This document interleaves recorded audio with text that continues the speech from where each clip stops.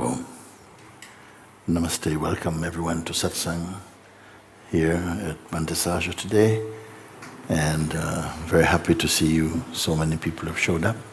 Also, big welcome to all those who are joining us via broadcasting, and we're very happy for this because there are many people who would like to be here physically but are unable to make it.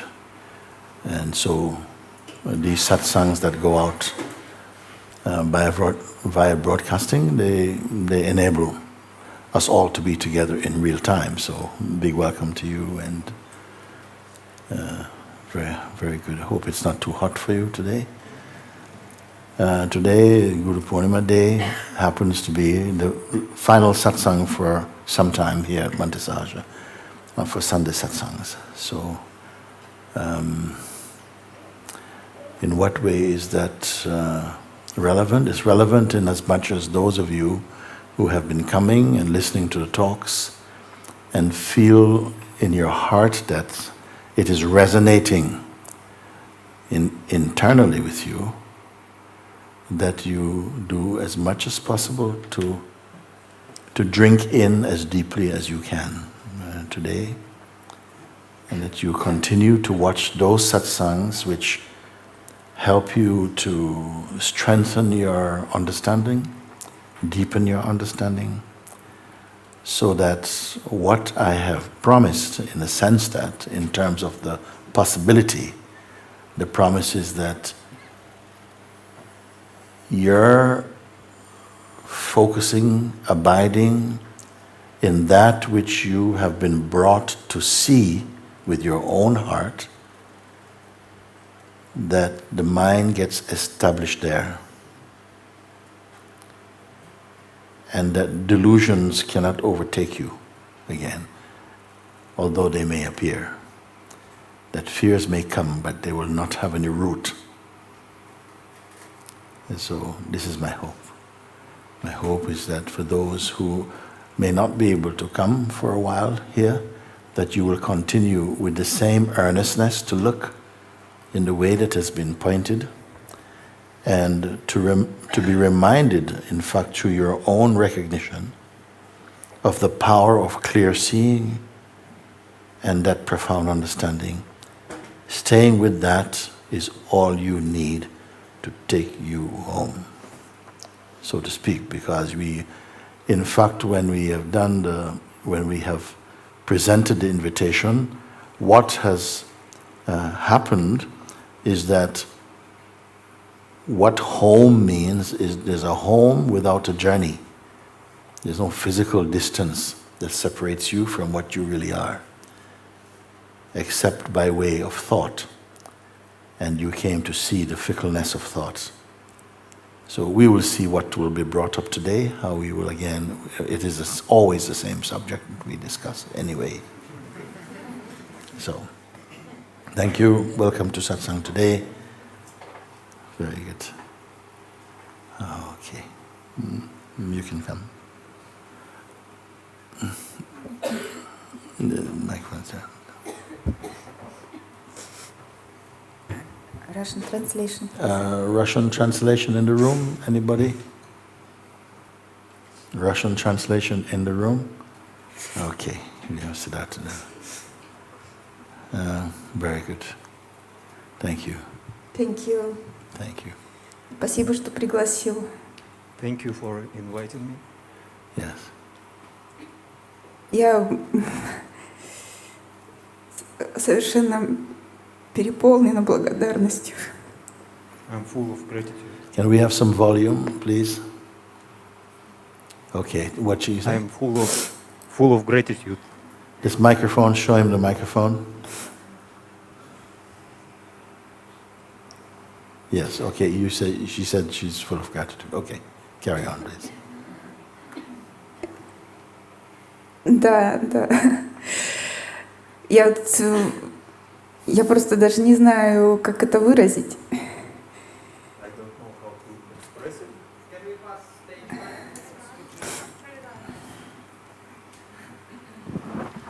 I just don't know how to express it.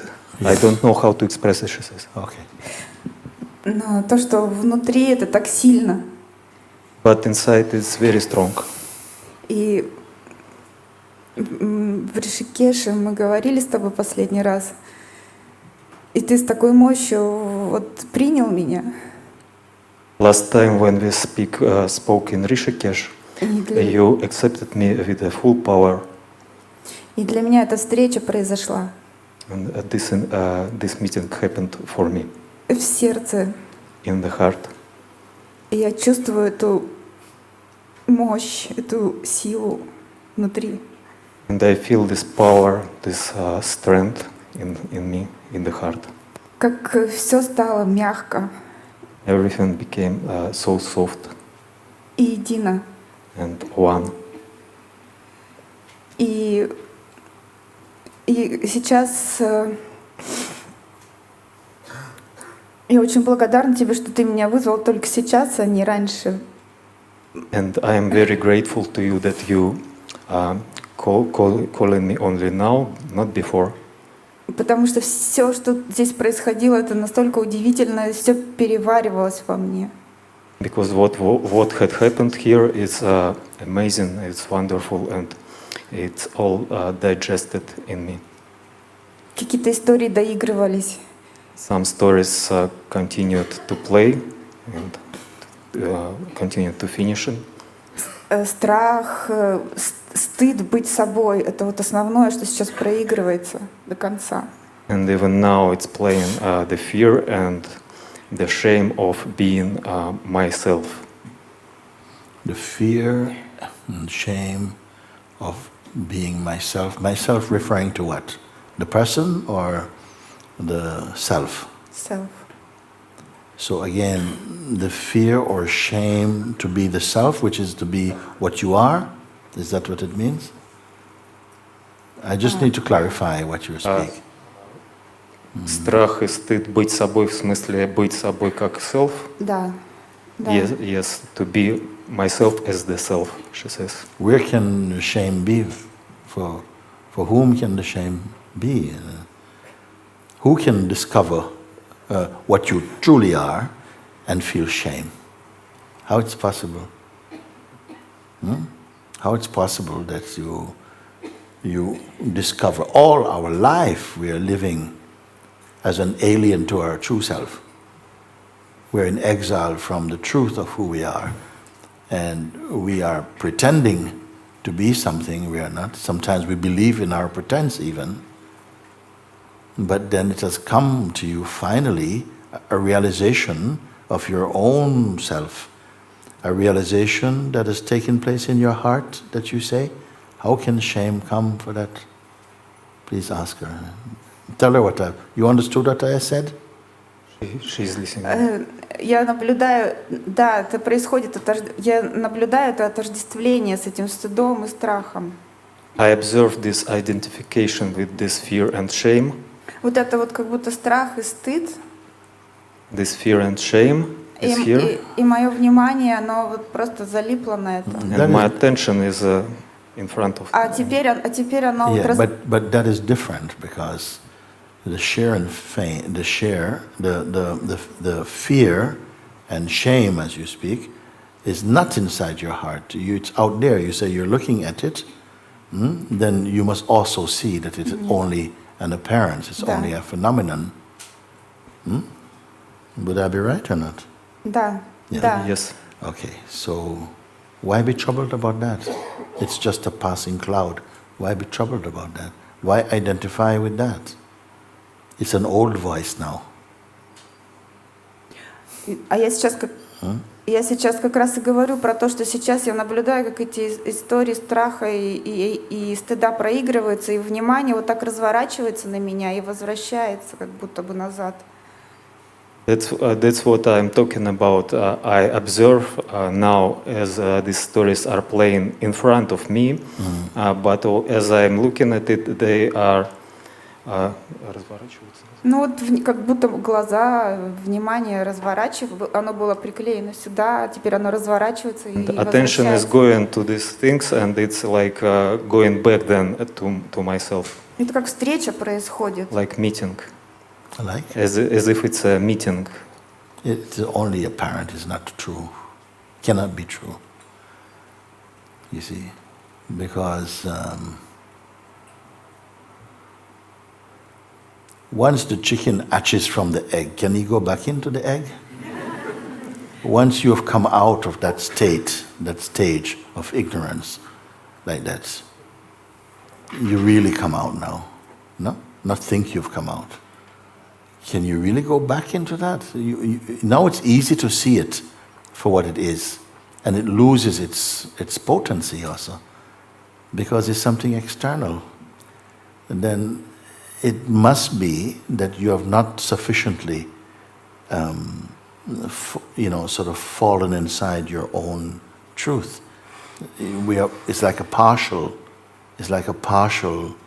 understanding. Some portion of understanding is still functioning on behalf of the person, and it is there that the feeling of shame is coming in, you see. You know, it is like that. It's like a turtle, in trouble comes, he pulls the head in and pulls the legs in, but they can't pull them completely in. There's no room. But you're not a turtle. If that thing is happening where something is, again, going back to that place, when you have understood, and not just understood intellectually, but you've experienced your understanding, then it means that whatever now comes again through the mind, it cannot fool you.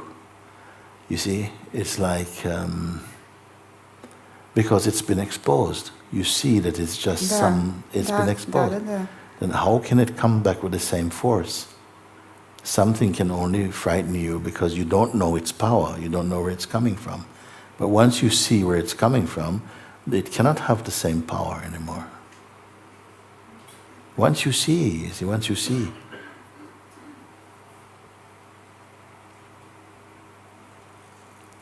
And it means you have to look. You really do have to look.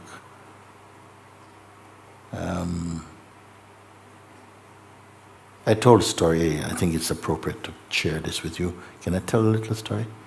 Because it's like these two friends, they have not seen each other for 20 years. They were at school together, and now they are grown women, and they met one day in a restaurant by chance.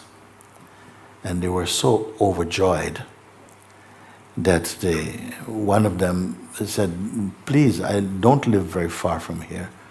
Will you come and spend some days with me? So the other one said, well, I would love to come now, but I cannot. I'll come in 1 week. So they made all the appropriate arrangements, and 1 week later, this friend came and visited the other friend. So she welcomed her in the house, and she said, oh, it's so great for me to see you. I live alone for the moment, and it's really, really nice that you came to spend some time with me. Come and show you around. And she showed her around, and then she said, this is your room, lovely room, no? And showed her everything. So then they went and have more talks and everything. Then nighttime come, and the visiting friend goes to her room. She starts to get her bags unpacked. She opens the cupboard door, and she screams. The friend heard, what happened? So she came running down the stairs. She said, I can't stay in that room. Why? What's the problem with it? There's an old lady sitting in the cupboard. What? There's no old lady sitting in the cupboard. There is an old lady sitting inside the cupboard. What are you saying? Come. So they, no, I don't want to go. No, come.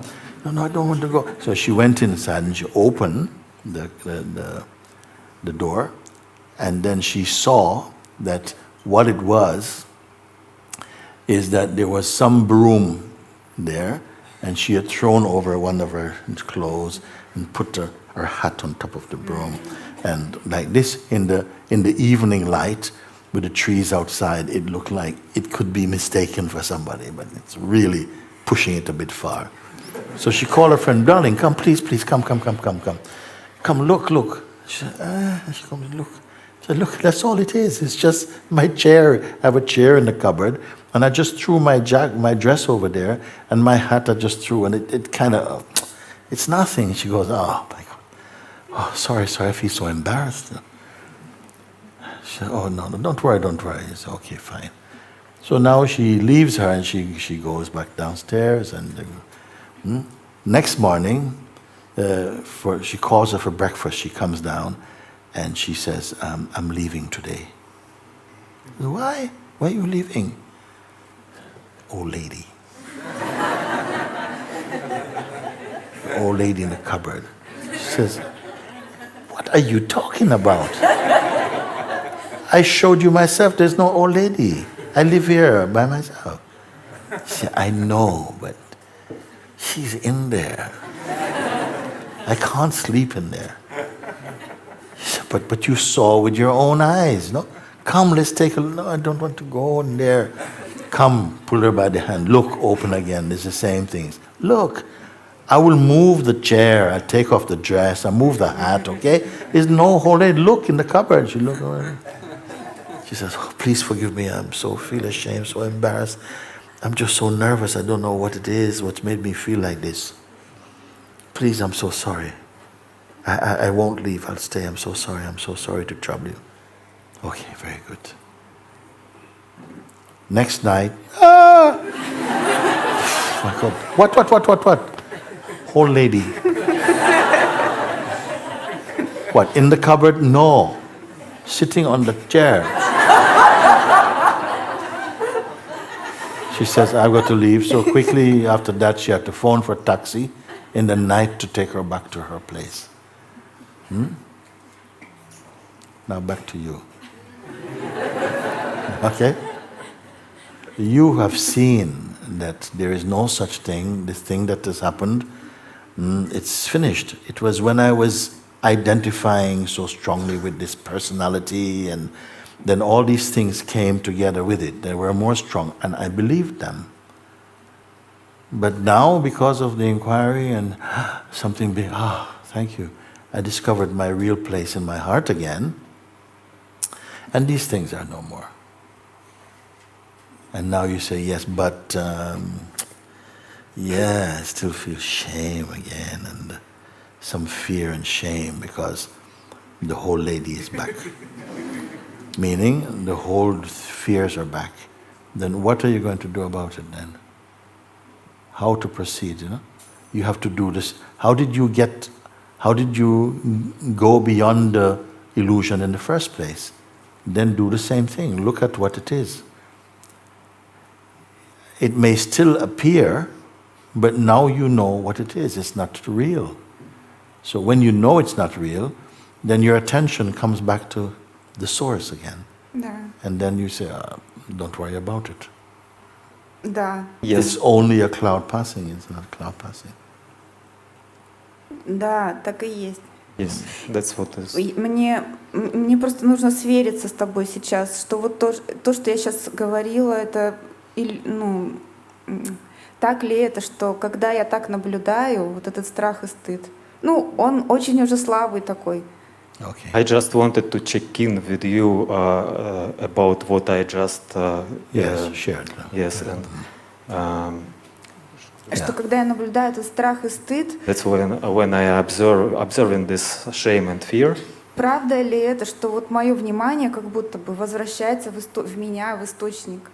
Is this true that when I am observing Отклеивается this как бы от fear этого. and shame, my attention is going back to its source, like sticking out from this fear and shame. Yeah.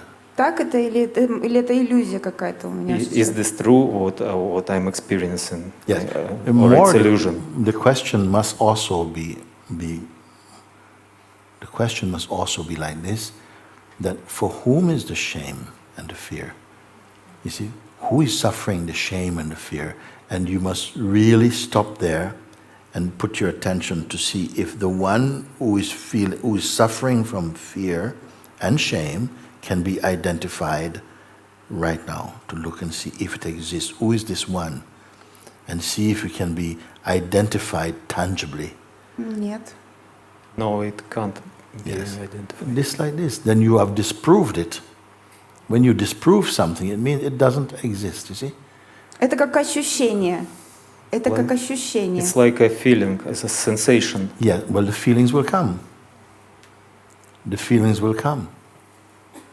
You see, it's like suppose you give up drinking Я вот про alcohol. это и говорю, да, что Suppose они... you were drinking alcohol, you finished drinking alcohol, no? But sometimes the feeling comes very strongly to have a drink, and then maybe you think, I don't know, I just go for a walk or I do my exercise and just to change my attention. You see?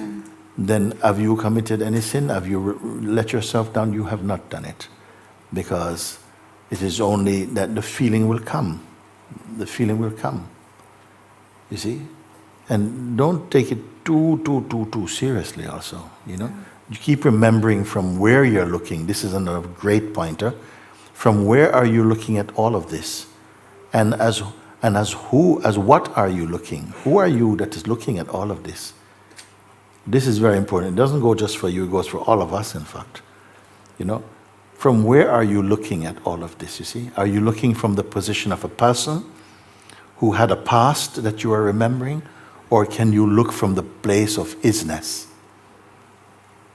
Does everybody understand what I mean by this? If you're looking from the place of Is-ness, it stands no chance.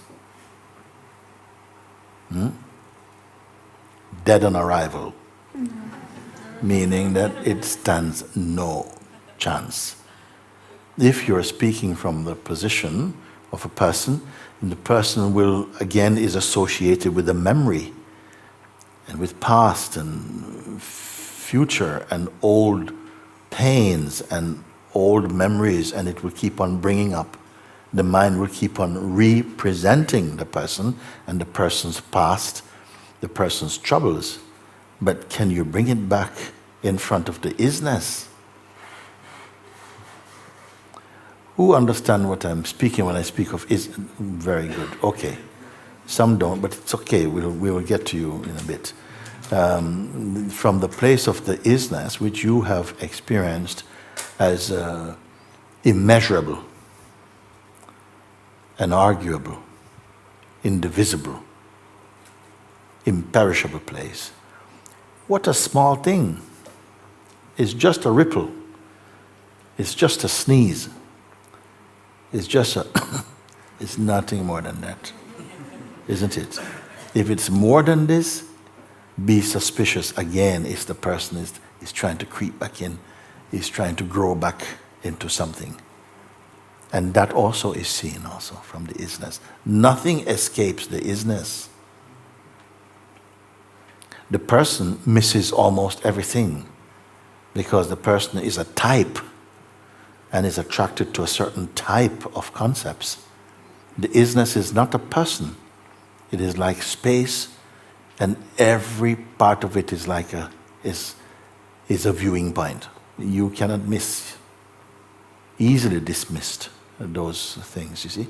But at the same time, you the self must marinate your attention in your is-ness. You must be with it. And remember that you're not constructing something. You're not building bridges. Your marinating simply means to pay attention and to abide in consciously and experientially the source that you are. It is like a non-phenomenal recognition, meaning that it's not one thing observing another thing. It is like a self-observation. Difficult to put into words, but very direct by experience. Very natural, very simple. How amazing that the most profound things in life is the simplest. But it is missed because the mind is somehow, the consciousness in its expression as a person wants to be sophisticated. It's entrusted to complex concepts. And it gets lost in its own projections, you see.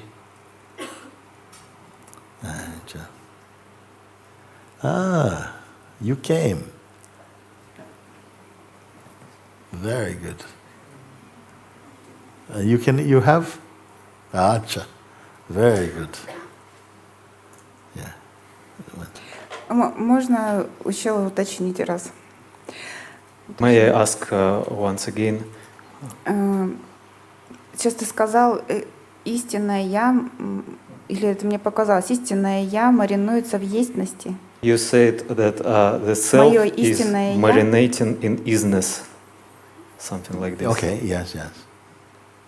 And she wanted to make it clear. That's what you said? That's what I said. What have you understood? Я не знаю, я переспрашиваю, это так ты сказал, или это я так поняла? I just wanted to ask, is that what you said, or it's what I understood?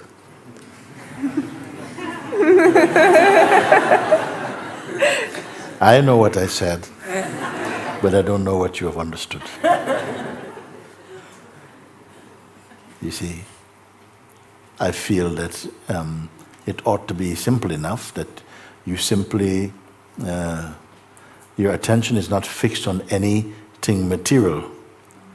And even space, if space is given the quality of materiality, it becomes an object to the one who is supposed to be marinating in it. It's not space, it's not even space. There's no difference. There's no difference. So how to focus on something which is not different?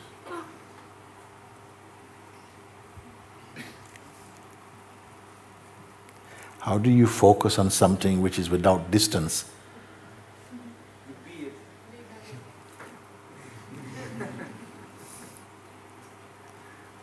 Мне просто вот после в Ришикеше мы говорили с тобой, у меня почему-то вот эта вот идея навязчивая, что что-то с чем-то встречается, капля с океаном, и это как будто бы я сейчас на опыте, вот как это именно не интеллектуально, а на опыте, а как нащупывание какое-то, что ли, вот как встречу, что ли, какую-то или это идея у меня. I had this idea after our conversation in Rishikesh when you told me that some drop can meet with the ocean, and now I am trying to sense this meeting, such an idea. No.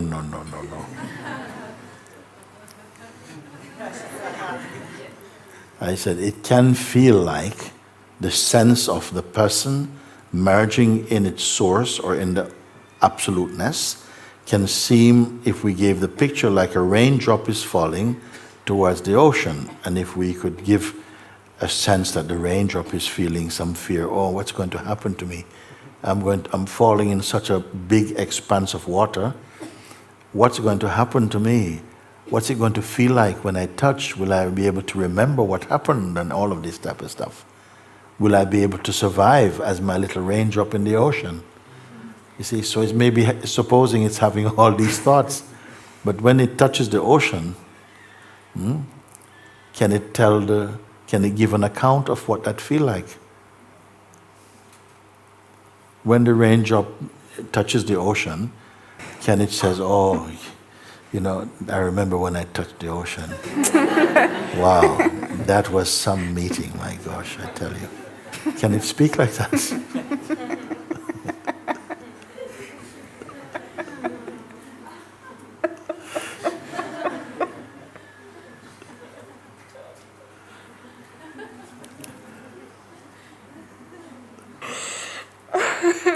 We're in the ocean, we're going to find this raindrop.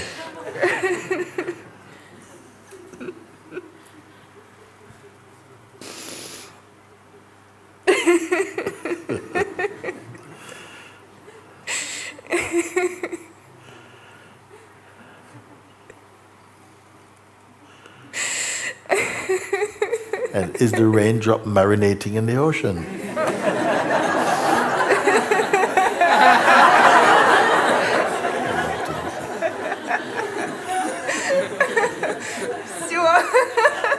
Yeah, That's all. That is all. I just finished.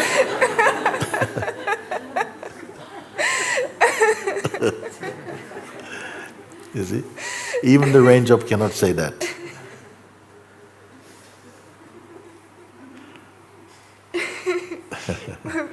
Thank you. Can I hug you? Give you a hug. Oh, okay.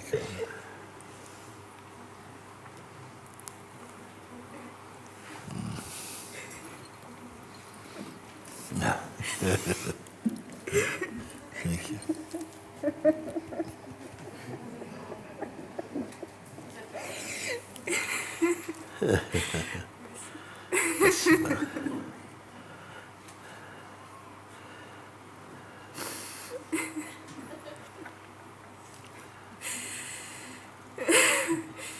Because even this laughing is happening by itself now.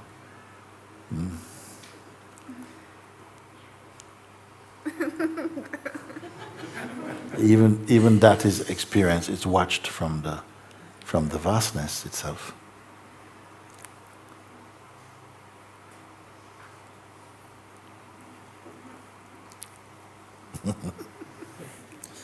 Thank you.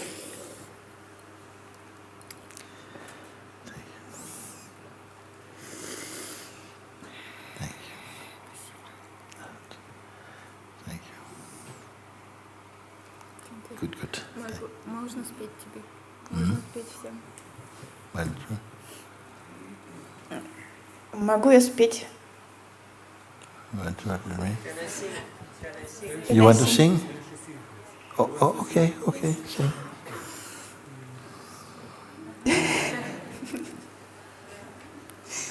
Is that as the raindrop or the ocean you're singing?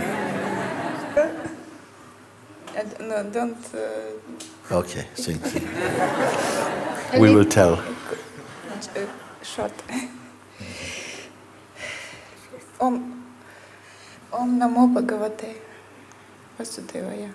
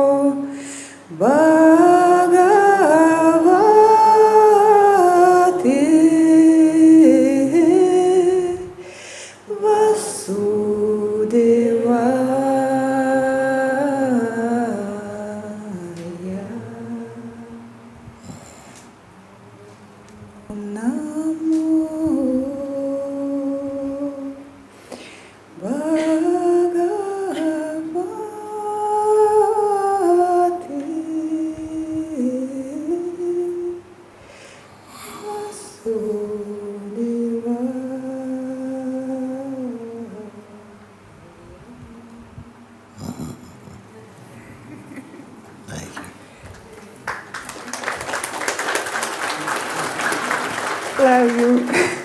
Thank you. Thank you.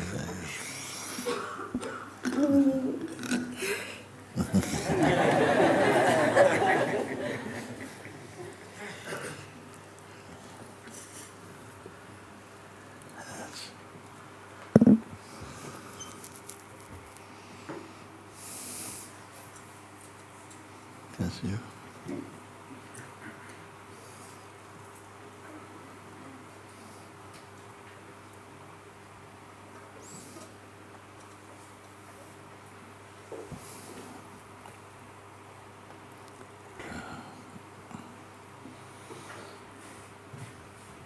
Thank you, Puji.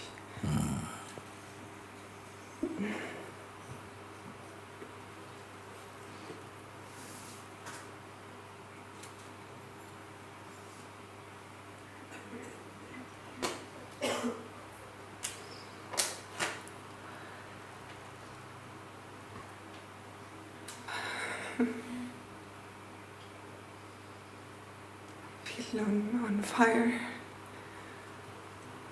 since I met you, like many things are falling and I feel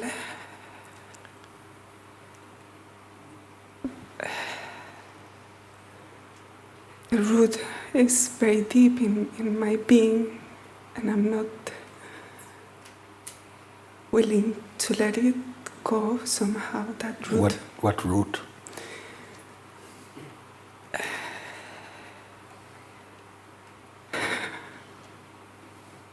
This intimacy with who am I? Okay, so what are you saying here? You're saying that you feel since meeting this a sense of you're on fire for something, but something is resisting this fire. Yes, and it's like I feel what you said right now, like when you are a drop and you touch the ocean. Yes. That example that like when I met you in Rishikesh, I felt like something dropped, like I was in shock somehow of like allowing this to happen. Yeah. And now I was feeling well. And now in this time here around this, here in Portugal, like in Monte Sahaja, like this drop is like coming out of the ocean and like feeling like, oh, this means a lot, you know, like you have to die completely. You can't leave anything on the back somehow. Yes, this is the mind's melodramaticness. But it's happening somehow, like, Yes. like life is presenting itself like that, like things are falling. No, the falling is good. The burning is good. And that is happening also. How grateful you should be for that burning. The burning sometimes replaces your sadhana even. Sometimes the burning is so powerful, you don't have to even be doing a particular practice anymore. It's all burnt up. Where something is burnt. No? This is an act of grace that can set you, this feeling on fire. And it's the first reaction of the mind is to misinterpret this burning like something bad is happening. Well, of course, it's bad for the psychological mind, meaning it's losing its grip. This sort of ability that psychological self has had to blindfold the real consciousness, so to speak, from its own self-recognition, that is thinning away. So fear comes, Yes. but the fear is being interpreted from the position of the mind, not from the self, you see? And that's why it feels, oh my God, what's happening to me? And I'm going to sever the root to what I really am, which is to sever the root from what you're really not. Maybe we have an idea of who we are in the mind, but you have to remember also that this self-image is constantly changing. Anything that appears, that you can perceive, appears in time and changes with time. It is always transforming everything that you see. Tell me one thing that you have perceived that has not changed. Everything is in change, except one. And I wonder if you know what this one is. Everything is in change. If you could take one life, I take you out, and we have 35 years. Let's cut it up in segments of 5 years and look at you, 5 years old, what you have to say about life. 10 years old, 15, 20, 25, 30, and see how much each time you speak with a conviction, a sense of knowing who you are, what you like, what you don't like, and all of this, and each time changing so much. So which is the real you? Our ideas about ourselves are not consistent. It's always changing. There is a thread that goes through, and that thread is the pulse or the vibration, the feeling of being. The sense when you say I am, or you feel that sense of existence. That is the thread that holds all the beads of your memory of who you are together, but they are not consistent in themselves. You remove this thread and all your little beads fall apart. So this thing that is happening, what is happening is very likely to be that somehow, of course, something in you is searching for the deepest discovery. You've said yes to it. Mm-hmm. And to that extent, something has responded to what it recognized and felt powerfully. You said in Rishikesh something dropped. Mm-hmm. Okay? But you say here it's bouncing. It dropped and it went up again, and it's dropped and it's going up again for a bit. But eventually it will come to stabilize in a stillness. I can see that. I can Yes. see like this resistance and this mind craziness. Like Yeah. I can see that. If you can see that the resistance is not what you are, but it is a reaction that's taking place from your mind being, this sense of resistance, because it's a fear that, if we go back to the example as you quoted of the raindrop falling, you would think, okay, the raindrop is falling, it's going to become the ocean. I mean, wow. But it's feeling, no, I'm going to lose my independence, I'm going to lose my uniqueness.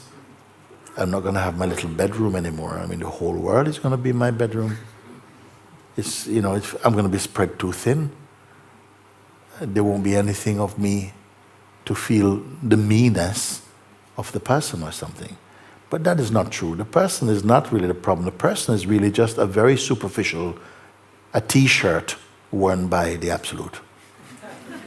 It's not that significant, only within itself. Like we each feel, the nature of the ego is that it feels it's the most important thing. That we're always at the center of the world. And that, this particle of consciousness, but it doesn't feel like a particle, it feels like it's me, I'm solid, I'm here. I love me. I don't want to miss me. But this real me is really the self. It's cheating. It is the self that you are, but you're imagining it to be a person, and that's cheating. It's a very tiny thing, a person. I can see that too, like, Yes. and maybe the confusion is like,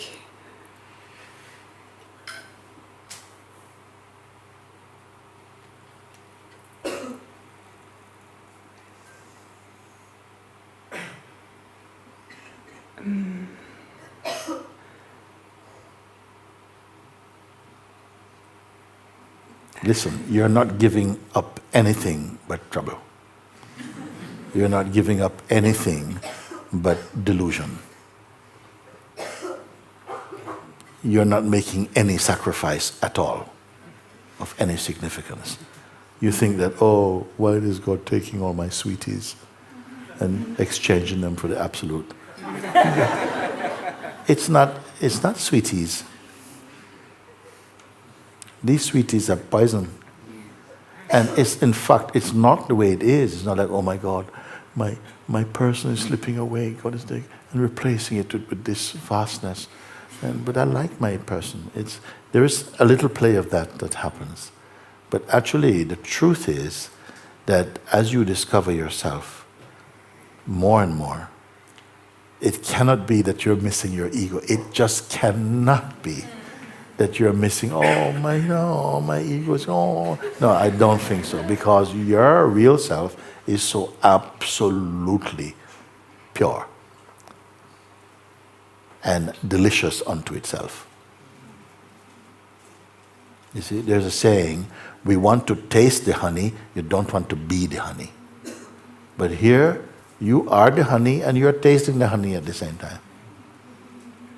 So maybe something is still attached to an idea of wanting something in the phenomenal world. You have an ambition for something maybe, or a desire for something, and then the mind has got a bit of a hold on you, and then you feel, I don't want to give that up. yeah, because it's that. It's like. Yeah. Have you looked for what the thing is? If I can see what thing is, yes, it's like this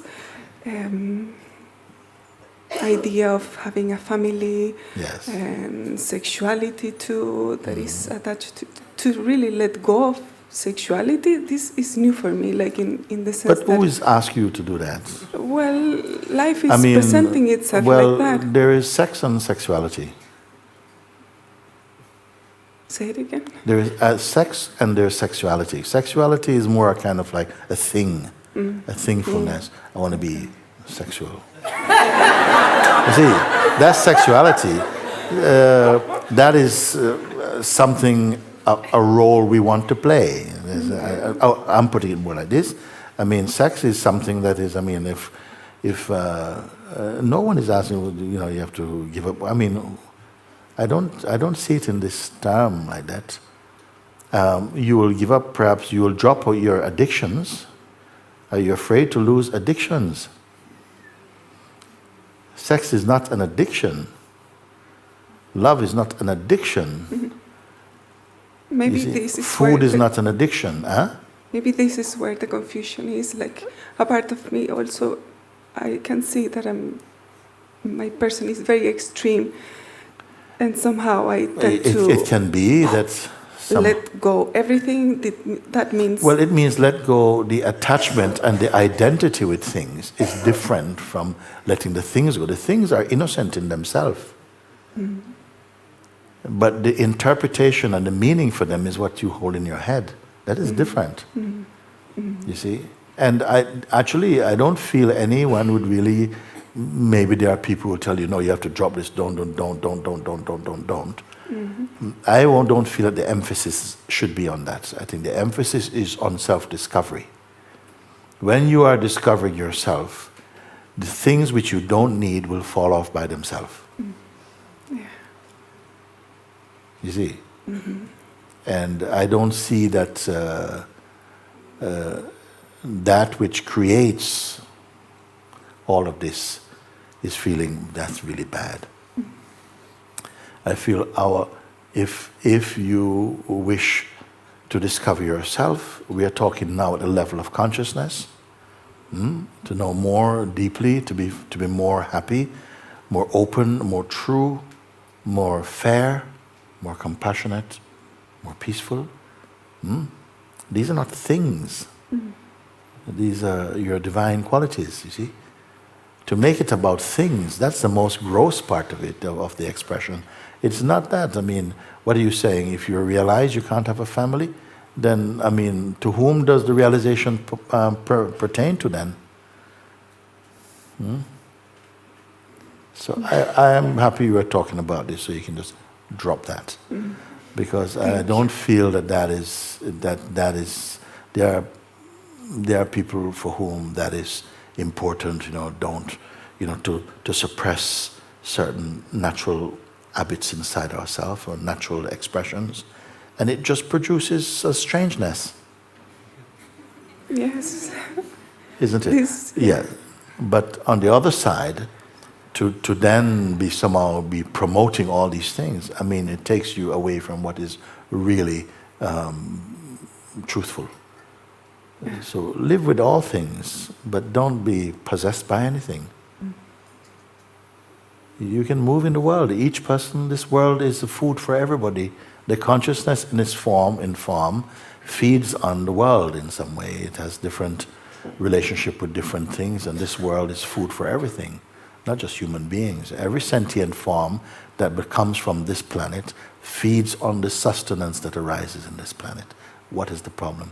Problem is the psychological mind, the taboo mind, the perverted mind, the mind that wants to be more special than in here, or that type of perverted mind. That is different, and I don't think you would want to preserve that, because it does not bring happiness, it does not bring peace, it does not bring any form of harmony. And we know that there are beings in the world who are not for that kind of harmony. They are not for that type of peace. Not everybody in the world wants peace, They want peace for themselves, but not peace for you. Not necessarily. And I'm not talking about any one specific group. I'm talking about mankind who is unaware of himself is a selfish entity. Because he perceives himself as in a little nuclear way and excludes most. You don't need to worry about that.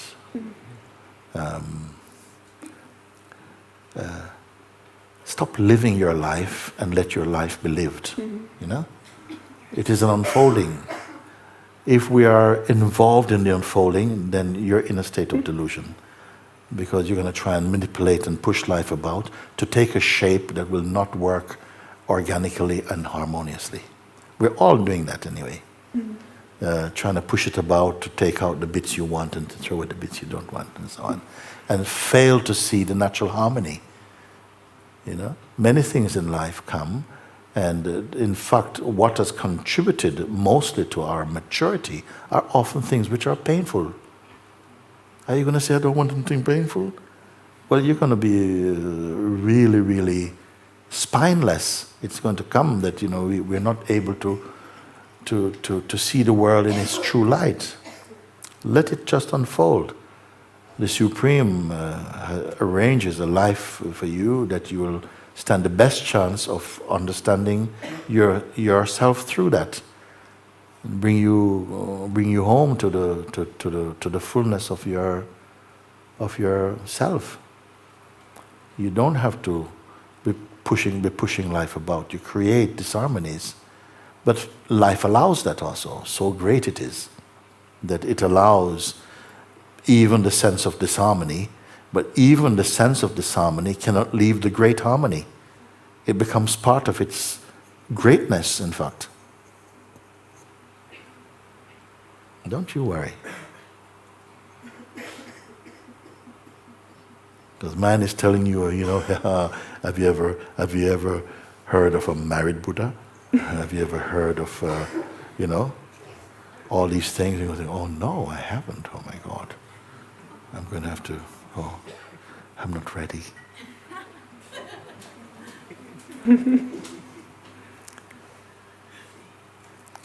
Find a gem.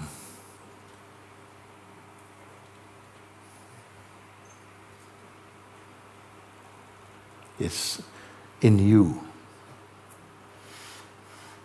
there to be found, appearing to be hidden.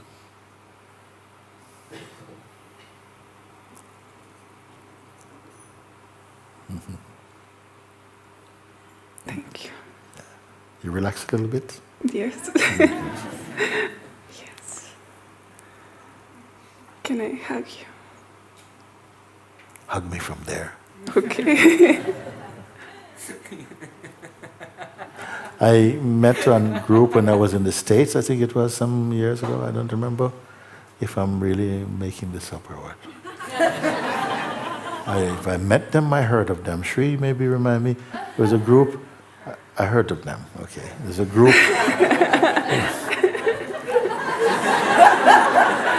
Because on my journeys throughout different places, sometimes I'm not sure what actually took place, if I heard of something or what. So Shri is helpful for me. So I think we heard of one group who they were a community that did not agree with sex, basically. And so even if you're married, you have to stay apart, and they don't encourage anything. So they disappeared, boom, of course.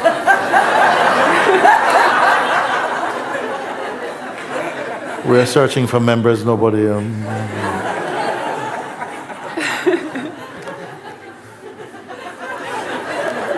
There's no one to follow the tradition and to say.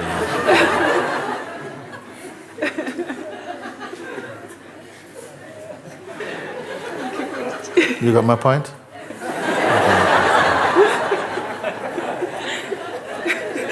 Thank you. Now she's happy, you see.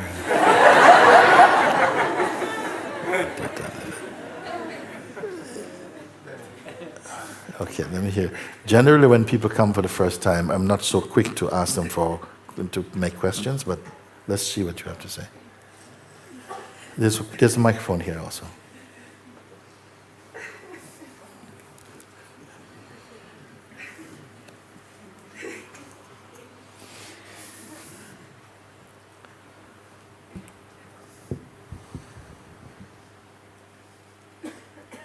Muji, my heart will not let me be until I found the freedom. So I came here, and it was a long journey. I just want to exchange my person for freedom, and I really don't want to spend all my life by searching. I want to find. Yes. The searching is also the finding. The searching can also be the finding. If you are genuinely looking, as you are searching, you are finding. You cannot just be searching and not finding. As you're searching, you're finding. And as you're finding, you're growing more and more speedily. You see? I feel that the growing, also the awareness, but yes, sometimes there is tendency to coming back to the person. Yes. This is the habit and the reflex of habits, because something will go back there. It's familiar ground, and even though it's mixed, it is a familiar ground, and we tend to go there because it's what we feel we know, like that. Have you been watching the recent satsangs? Yeah, I'm following you for years. Okay, but recently, have you been watching? Did you watch the satsangs where I presented it in the form of an invitation to look together? I see many invitations to see. No, it was specifically called. I was calling it the invitation. Not this one I didn't see. Yeah, well, this has been for the last several good months that we have been really putting it in this way, where we ask you to just to follow, and in a very short time, people come to a very clear recognition of what has been missing all their lives, in fact. That the one thing you've been missing all your life is you. And you come to discover that self. You see, you were not following recently, not watching. No. But many times I thought that it will be just awareness, but it was not. Person come back. The person comes back inside awareness. They have no other way, other place to appear in, apart from the awareness. But does the awareness go? No. And this is a simple thing to find out. Everything is appearing and disappearing in the awareness. But is the awareness itself appearing and disappearing? No. I found it out many times. Yeah. But I'm curious how it is possible that still person sometimes does take place. It depends on how strongly you're reading the reappearance of the person. I can see the little attachments to a person sometimes. You cannot see the little attachments to my person. Why I still coming back. The real attachments to the person. The fin, like not so strong. I cannot see them, the attachments of my person. Yeah. How should I find these attachments to my person and really to give up and really to surround to the God? With persistent looking and actually confirming that the person is only apparent and not real, it is diminishing in power each time you look until eventually it becomes insignificant for you. Everything is gradual. Even the instantaneous only happened because of gradually warming yourself up to the point where you're receptive enough and open enough to experience the instant. You see? So, of course, not only the attachments, other things are coming up. Nonsense things, just the sort of the debris that floats up through the mind, and we are exposed to so much. When you're functioning in the mode of a person, we are exposed to so many things consciously and unconsciously that for a while they will keep on, it's just like the sea keeps bringing up driftwood and all kinds of stuff and bringing them to the shore all the time. The mind keeps on bringing up the whole driftwood of all past memories and pains and hurts that it has been preserving through memory over and over and over again. But you are the ocean itself. You can look and you can see that yes, it's just a play. And if you're not concerned about it in that deep way, then it doesn't have any impact on you. And if it doesn't have any impact on you, if you don't feel any significance about it, effectively, experientially, it doesn't happen. It's completely nullified. Many times happens. Huh? many times happens. Yes, and in fact, many things in your life gets processed out in the very same way. It's just that you have very little interest in them, and so their comings and goings are insignificant for you. It is the things that are surrounding the sense of your person. They have a tendency to stick a bit more brightly in your mind. The things that are to do with person. Like every problem is something personal.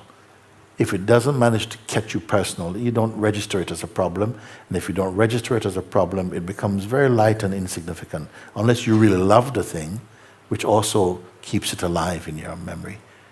But as we discover experientially the space that is ourself, because when you identify yourself as a person and this body as yourself, we are so accustomed to this kind of material identity that as you're discovering the real formless self, something feels like missing the form.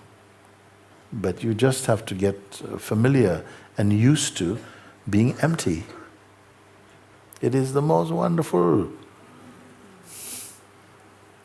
You don't have to always be a structure. The structure is there also, and it's innocent in its own way. It is a necessary instrument for experiencing to take place. But it is not, it is also on the way out. It's passing also. The body is also passing. Mind is also passing. It's only the awareness that's not passing. A delight to recognize. Everything passing. Thank you very much, Moji. Yes. It's,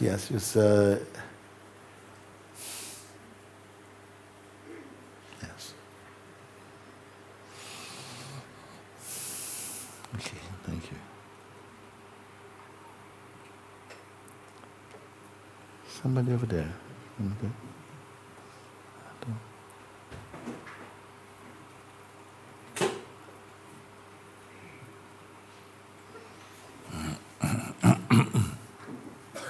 Portuguese translate, please. What?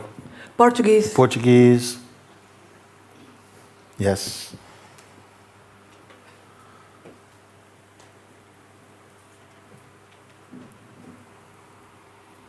Thank you. Muito obrigada, primeiro, Guruji, Thank you very much, Guruji, por me receber e por me acolher com tanto carinho. for receiving me and making me feel so loved. Desde que nós nos encontramos aqui em janeiro, aqui no Monte Sahaja, Since we've met here in January in Sahaja, eu entrei numa verdadeira maratona de dor. I started a very deep marathon of pain, De dor física. physical pain. Yeah. Eu nunca mais parei de tossir, eu tosso sem parar. I'm constantly tossing, coughing, Eu não consigo mais dormir. can't stop, I can't sleep. E eu sei que isso é uma tentativa de me desviar. And I know it's something trying to put me out, taking me from... Ainda há pouco eu comecei a tossir aqui dentro. Just now I was coughing and coughing, E algumas pessoas da Sangha me pediram para ir lá para fora. and someone was telling me to go outside. Quando eu cheguei lá fora, eu sabia que eu tinha sido sabotada. And as soon as I got outside, I knew it was sabotage. Alguma coisa queria me tirar aqui de dentro. Something wanted to take me from in here, Yes. from here. E eu estava lá fora e sentada no banco, e alguma coisa, eu não aguentei, eu tive que voltar, mesmo contra a vontade da Sangha aqui para dentro. I was sitting outside on the bench and I knew I had to come inside, even going against what the Sangha wanted. Porque eu quero de verdade ser livre, Because I really, really want to be free, mesmo. really. E eu peço a sua graça e a sua ajuda. And I ask your grace and your help. Yes. This thing is trying to get everybody to be so distracted from their own true self, so that you keep going on and on and on, hitchhiking through the galaxy. That's what you're doing, because we cannot grasp the fullness of what we are. You're understanding? I understand, You're listening? understanding. Yes, because if you are, for the moment, satisfied with being the person and pursuing whatever dreams you are engaged with, you will not feel it, you will not know the thing we are talking about. It is just for those who begin to wake up to a deeper truth, a deeper understanding of themselves. Then you start to feel the resistance. You start to feel the enemy within. You start to see where your mind is not your friend. Not yet. It's not your friend. It's full of so much misconceptions. It's full of so much fear. It makes you feel small, tiny, when in fact you are sizeless. It wants to preoccupy your mind with judgments and projections and desires and attachments, because like this you just suffocate from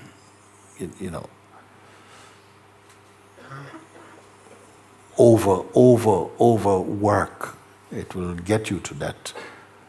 It will make you claustrophobic, so that your beingness is not enjoying its spontaneity, its freshness, its intuitive power. And this is happening for everybody. You could be born in the royal family. You are not getting away. Everybody will taste him. But you who are beginning to discover, and the simplicity, because it can make it seem as though the truth is so far, it takes so many lives, you are going to have to try. It will put all these things in front of you to put you off. And yet, you mean truth. Your very existence could not be were you not the truth.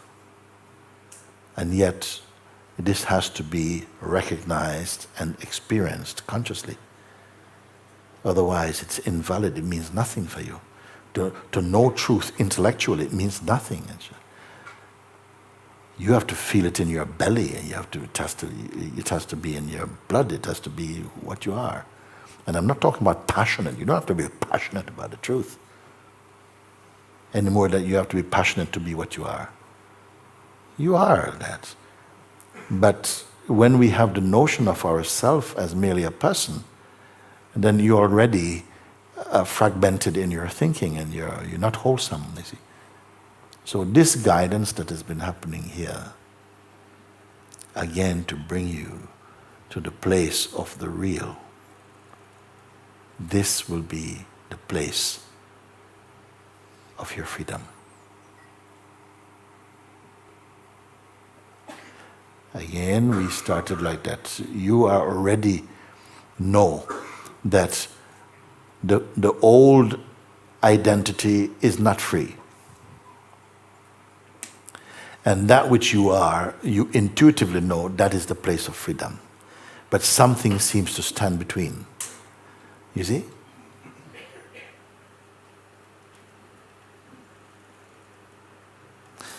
Seeing as it is the last satsang for now, and some of you may not have really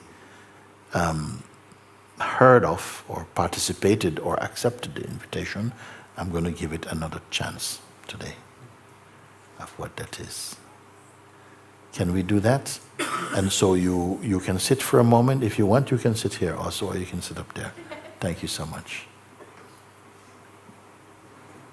We are going to go over this simple invitation again. Please be comfortable. You can sit there. It's fine. It's good. We're going to go over this invitation again. You have translation? You don't need? Okay.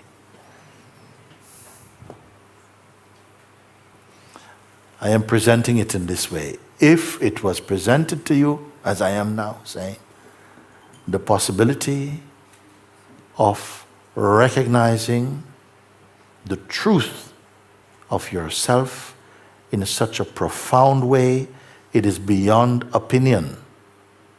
Would you be up for it? Yes. Can I see you? Would you be up for it? If you are not up for it, then don't participate. You can do whatever you want to do. But if you are up for it here, then I will proceed.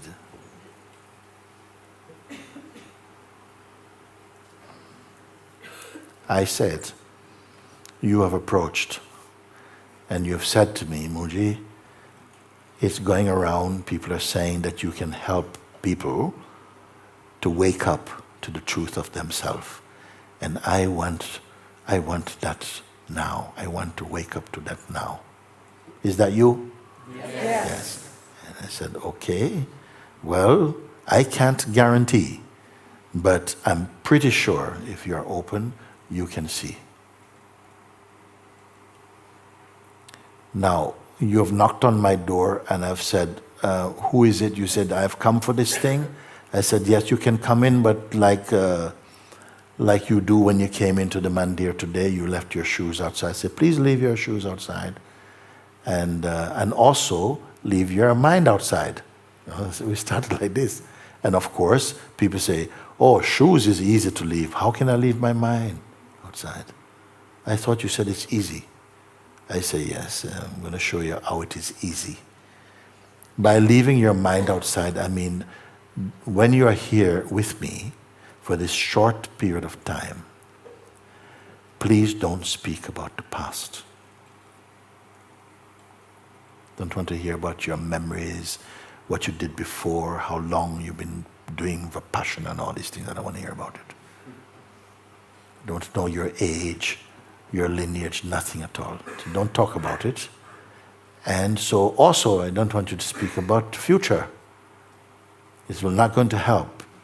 So the future, like I hope in the future we're going to live in this kind of world that looks like this, and I want people to be like, we're not going to talk about that. That's not helpful. If what you want to find is the truth of you, then we are not going to speak about the past or about future, because we don't know what future is. God alone knows. And about the past, anyway, it's full of interpretations and so on. So don't speak about past, don't speak about future.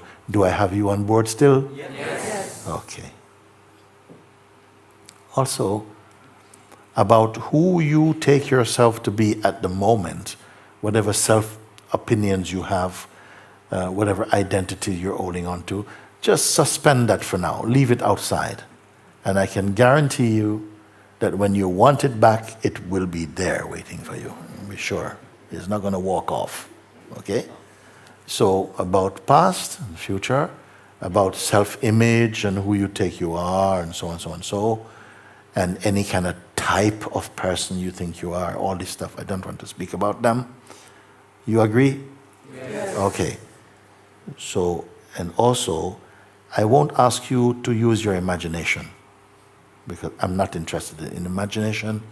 So about imagination and creative thinking or visualization, I will not bother you with any of these things. Okay? So if we agree on this, come on in. So you're in. Close the door, sit anywhere you like in the space that I am, sit down, and we can continue. You're here now. With each word that I speak with you, it is only now. It is only now. Don't miss it, because I'm not going to repeat what I say. It's very simple. You're here. And you have left the whole idea about past, self-image, future. I'm not going to ask you to imagine or to visualize anything at all. We are simply here in the most simple and natural and effortless way. We are just here. Now often the mind is waiting for, okay, now that I'm here, now what? I'm going to say, now nothing. No next for a moment. And this is unusual, because usually we are thinking, okay, now what are we going to do? And I'm saying, don't go there. Don't go towards next for a minute. So that you can simply be here. Not there, not next. So no expectations for a moment. Just avoid that for a moment. So that you can simply just relax. That is expected of you at all.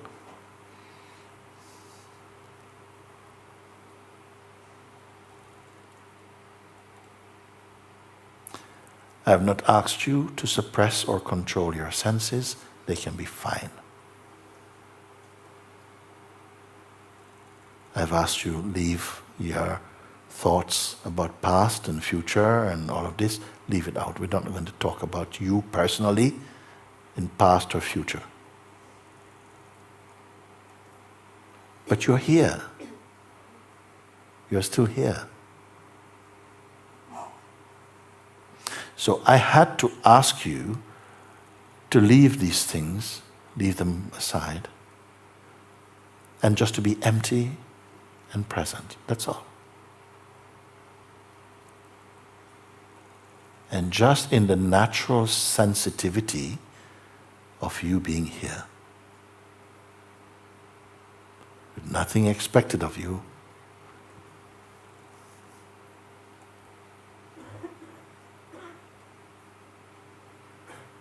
You're simply here in this awareness feeling.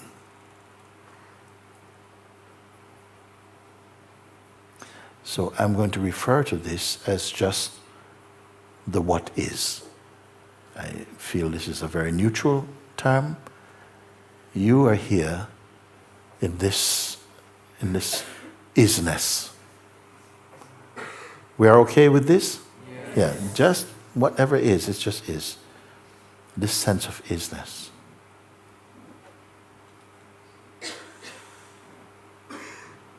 You have not created it, not asked you to create some feeling or to imagine some state. You are just here, unassociated with any frame of time or any images, empty of content.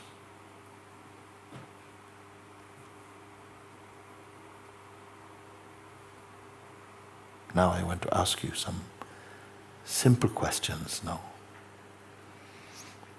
This is-ness, this is you, and this is-ness feeling.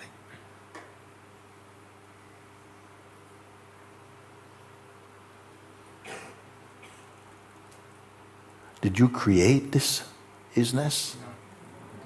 No.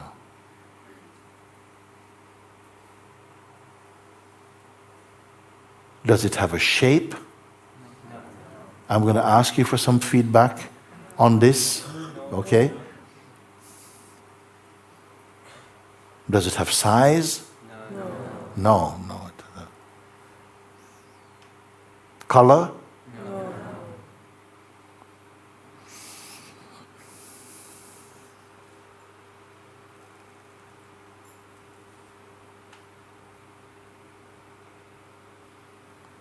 Does it have a mood? No. From the back, can I hear you? No. Does it have any mood? No. Are there any judgments in it? No judgment there. So for instance, could it say, get depressed? Just the is-ness,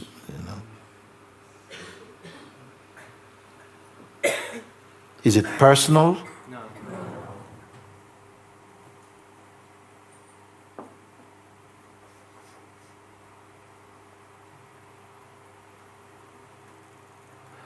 Let me ask you, what about this one? Can it be sick? No.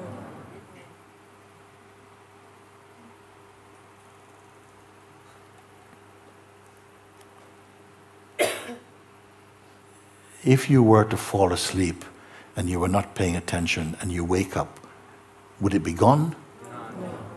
It cannot be gone.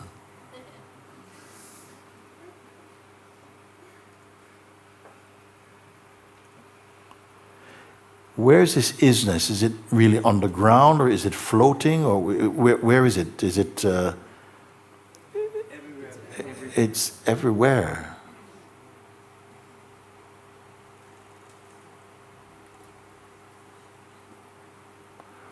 Can you move away from it?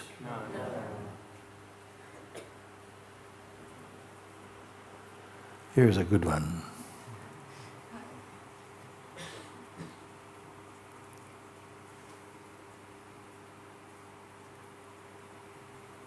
How old is it? Huh? Ageless? Are we in agreement about that? Yes. Was it born? No. No, my God. So can it die? No. Really?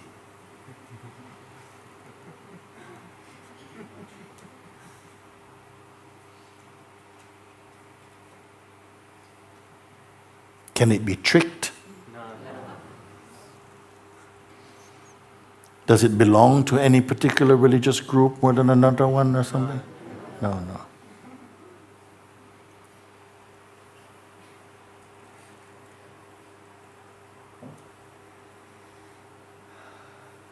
Does it matter if you're a believer or an atheist or something? No. Does it matter to it? No, not matter.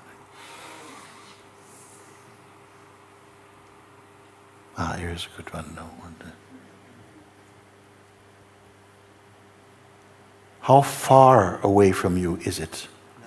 Millimeters? Millimeters? Centimeters? Sorry? No distance.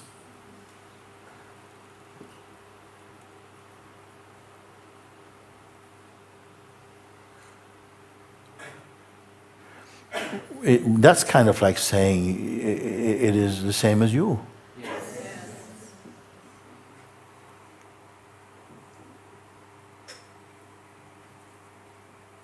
Now, I'm asking these questions and I'm getting the same reply. Like, I don't see anyone looking around to see who is answering first. Like, from yourself you're answering. Am I right in this?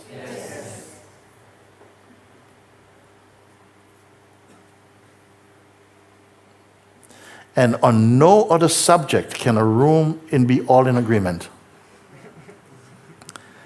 So can we deduce that the reason for this is because this that we're referring to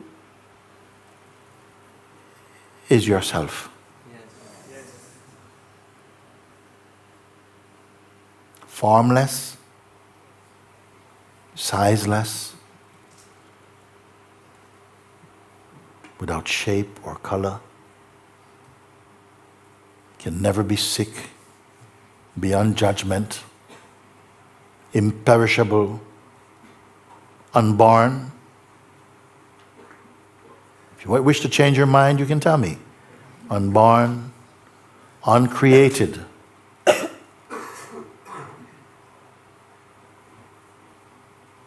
Distanceless.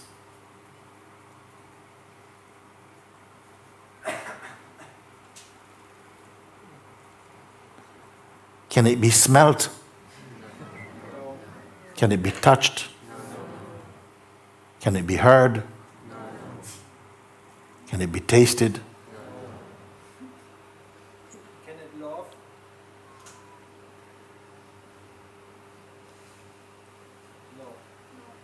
No. Yes.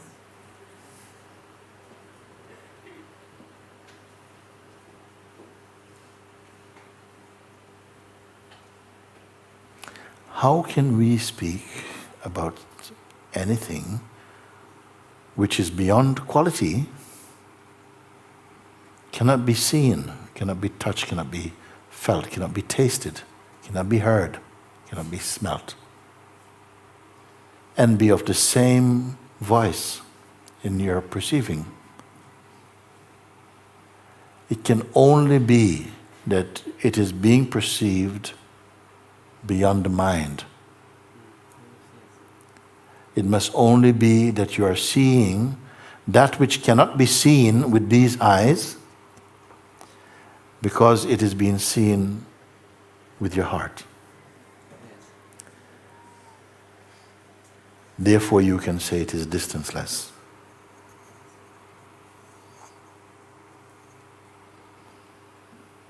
if this is you,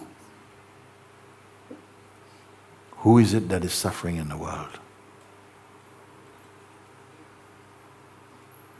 Who is it who is afraid of tomorrow and I don't know how I'm going to cope, and who is this?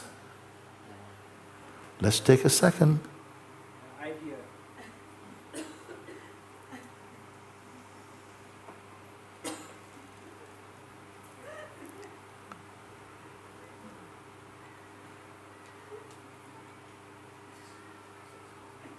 Can it be forgotten?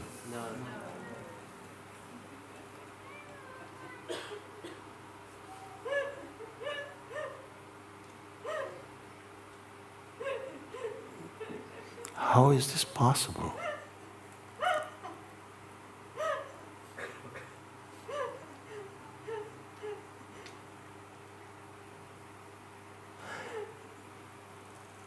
How many are living inside this body? 1, 2, 3, 4. How many? Family? Who is the one? Who is the resident in this body? How many are they?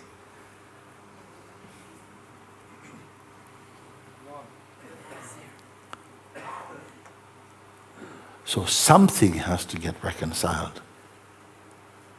An understanding has to take place. Who is suffering the world? Who is hoping for a certain kind of future? And who has had a certain kind of past? Because that feels also very tangible. It's got memory to back it up.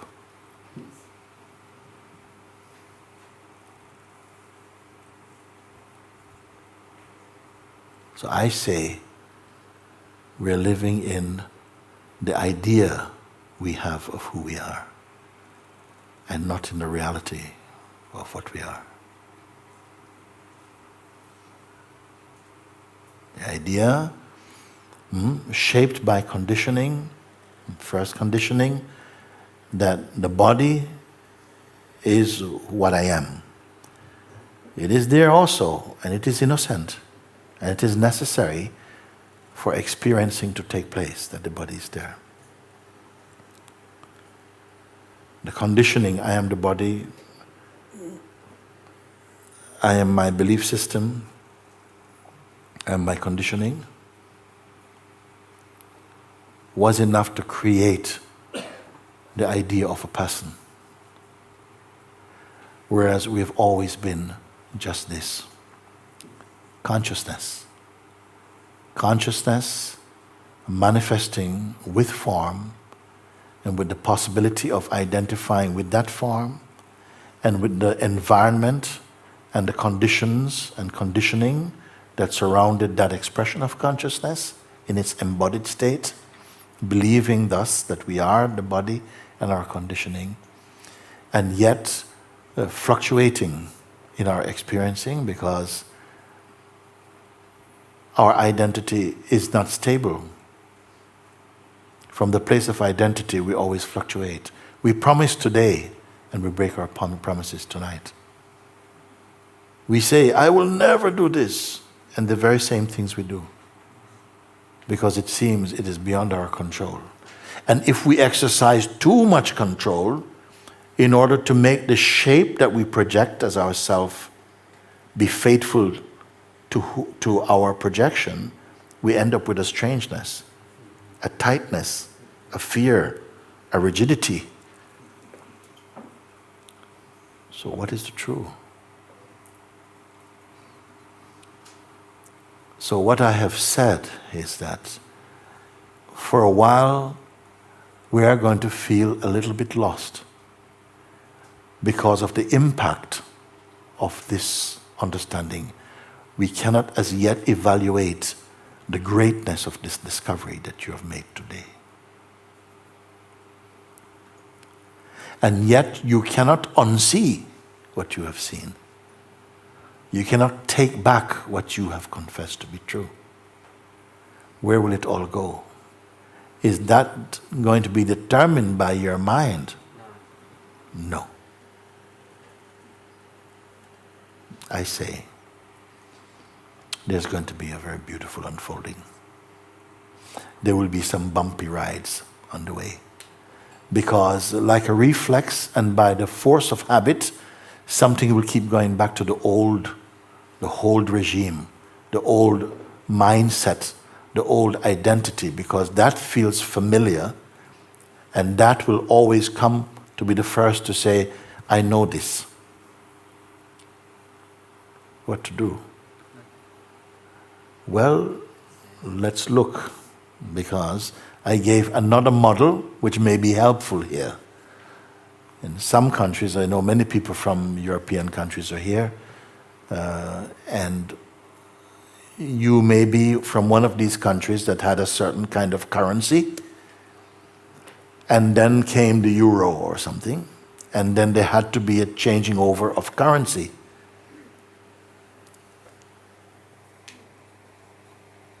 So when this took place, I remember in my own case, when in England it went from pounds, shillings and pence to pounds and new pence, not quite euro yet, but it was still a change of currency. All the foods that we eat were still in the supermarkets and in the markets, and all the things are still the same. But the prices had changed. And everyone had to go back to the old thinking. What does it mean, £2.20 in the old money? People say, old money, yeah.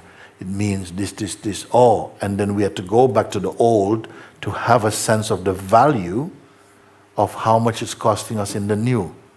You follow like this? A little bit, something like this, is going to take place because of the necessary transition to go from the model of the person to go into the space of presence and the space of consciousness again.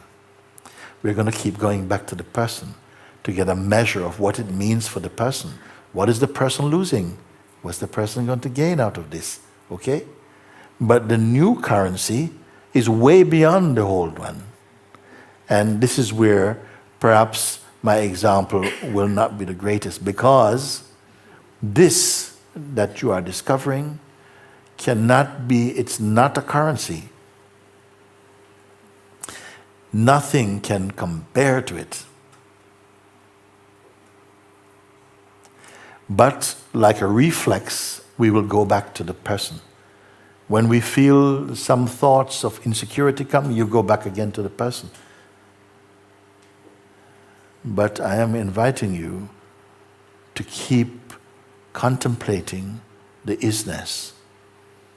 Well, how can you contemplate something that has no information? It's not a book, is it?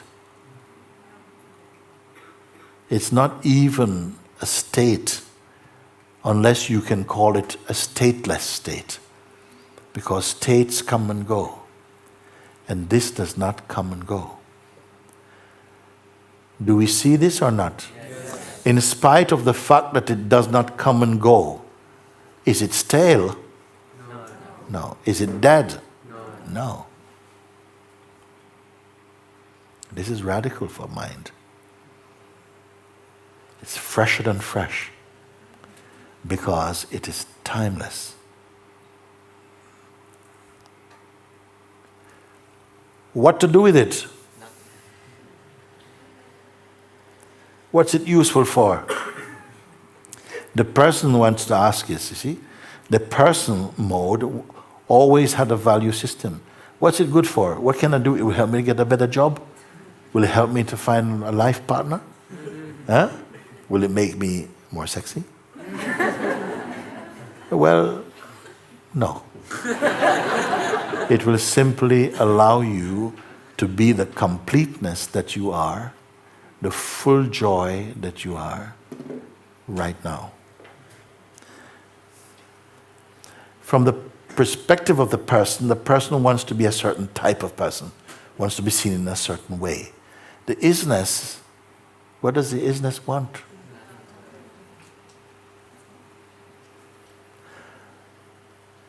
Is that agreeable?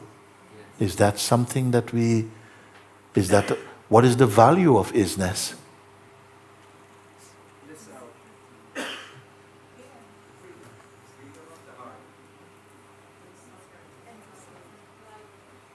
Just be there. Just be present. Just be present now. Is the is-ness waiting for the next moment?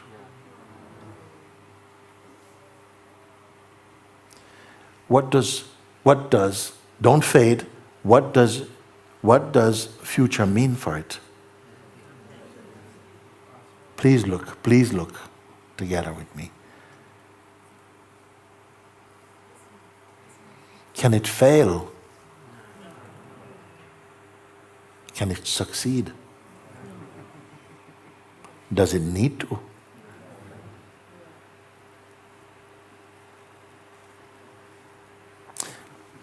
A voice comes along and says, well,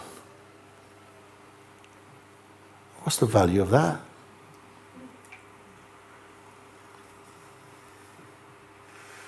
I want to do something I'm proud of. I want to be the best.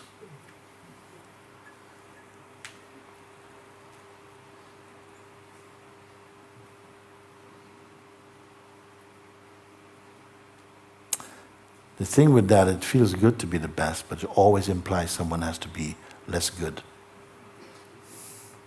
Unless you're a version of you, the best of you, every day. Yes. Well, here I would say that from experience, every day becomes your best day.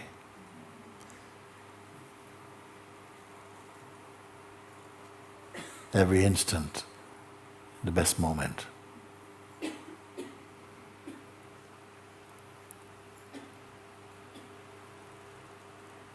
Check in.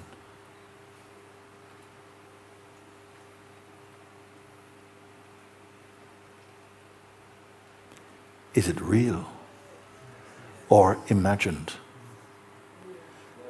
I'm asking this question, is it real? That is that which I'm referring to as the is-ness, which you know more than intimacy.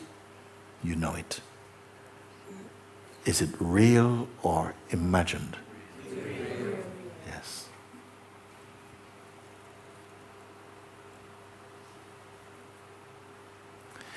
Does it matter that you cannot speak about it or prove it to somebody? And yet, being free from delusion, being free as freedom itself, that fragrance is coming from you.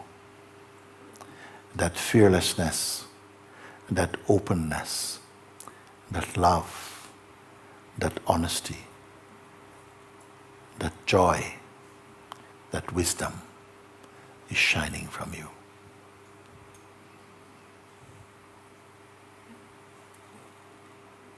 But for a while, the mind is not going to just give up and say, I'm no match for that. It will keep coming. But remember, you're not good enough. Look how many times you fail. There's so much more better persons than you for this. Why not go back to what you know? Can you bear the attacks from your mind? Yes. Time will tell.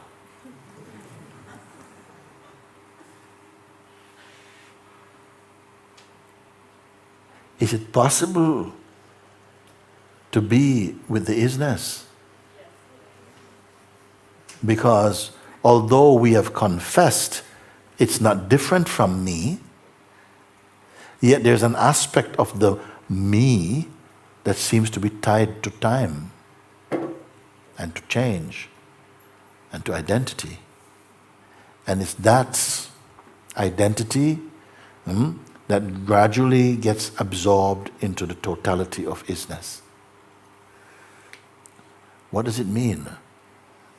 That we are gradually erasing you from the universe? No.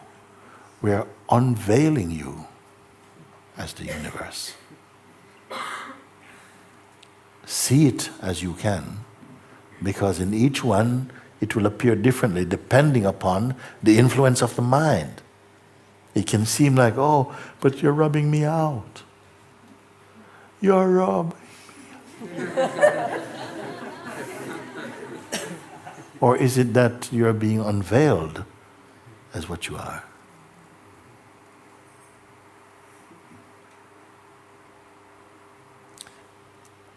Is-ness?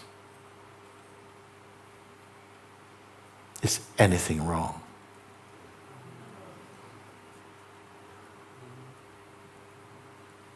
And if someone should say, but why are you pretending like everything is so good?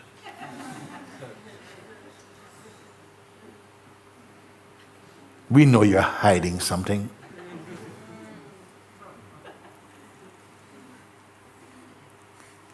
How deep will those words move? How far will they reach in you?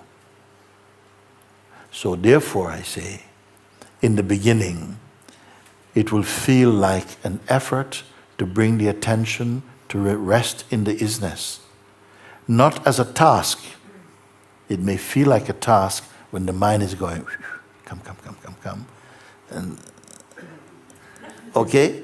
But this that is going, mind or is-ness? Who is this one?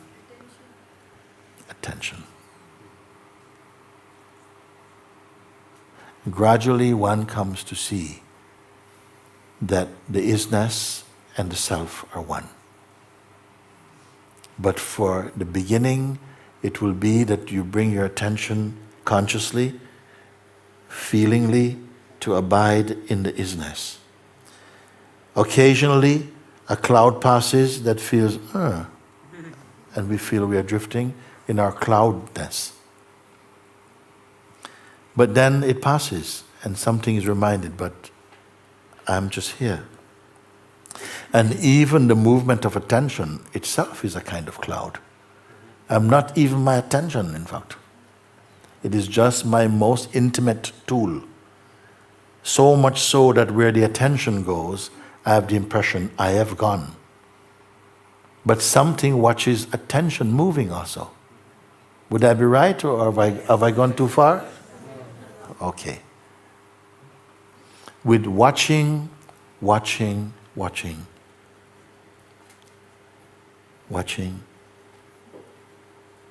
start with the feeling of being, of is-ness. Maybe at some moments, mind is racing so much, so fast, that it just feels something wants to say, oh, I'm just so confused. But that's just an idea. All it means is mind is running. Was mind running means you're running? This you must anchor as experience. It will feel like there's a tsunami. But there's right there a stillness. It might appear as a point. But if you stay only on this point, it will expand into infinity. When you come here, maybe for a moment, there's no movement, there's nothing you can do, the mind feels too strong. All these are thoughts. But they are thoughts to the is-ness. If you come here and you're dressed as a person, it will feel like, oh, I can't stay here, I'm going to be blown away by this. Do you follow? Yes. But when you're here, just let the breath, just watch the breath going, watch the mind moving, feel the blood pulsing, and just be there. And gradually, a focus will simply begin to happen. Don't force, just be here. And a focus will somehow emerge in you. And from there, where do you go? Well, nowhere. Just somehow the is-ness seems to have a hold onto is-ness. And in that, the mind begins to subside in its pulsations. Notice I have not talked about daily life. Go about your life. Move in your way. It is all unfolding in the is-ness anyway. I wonder if we'd notice. Actions, reactions, interactions are all taking place spontaneously in the is-ness. Be in the place of the is-ness. Don't talk about it with anybody. Just get into the habit of being conscious of the is-ness until it becomes totally effortless. How does it feel? Does it feel like a burden? No.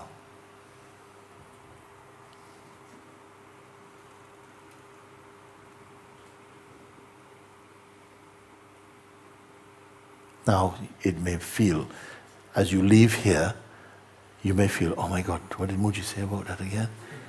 I think I've lost the is-ness. I've lost the is-ness, man. I want to get the is-ness back. How can I get the is-ness back? But of course, all this will be a play in the is-ness itself. Even the feeling of losing the is-ness cannot be without the is-ness.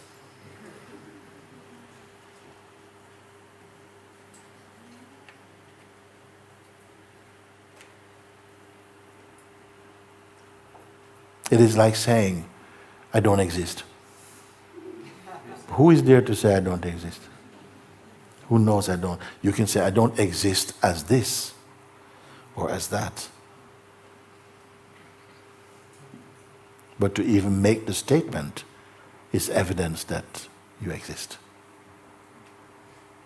To feel I am this and what am I going to do and I've lost the is-ness and I don't know how to get back to the is-ness, it should at some point break out into a laughter. But for some people it may take a long time. Knocking from door to door. God, you remember? You were there with Mooji. What did he say about the is-ness? You know? He says it is. What does that mean? You see? So all these little quirkiness, they come from the mind and not from the is-ness.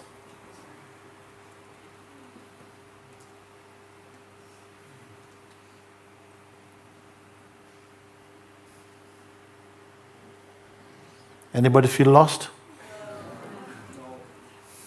I saw some.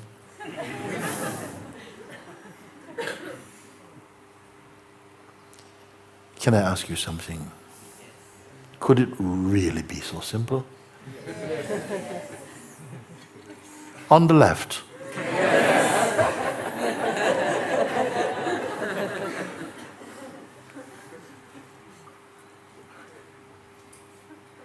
Whatever thoughts we have about anything, it is very difficult to sustain.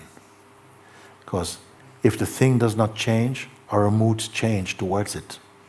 Everything is in a flux, a conceptual flux, an emotional flux, meaning they're always moving. Something notices the movement and is not trapped in the bubble of any movement. That is your real place. Of course, for a while, we are deeply attached to an ideology, a philosophy, a personal mythology, an ism, a schism, something. But they pass. All things pass. Is it possible to find that which does not pass?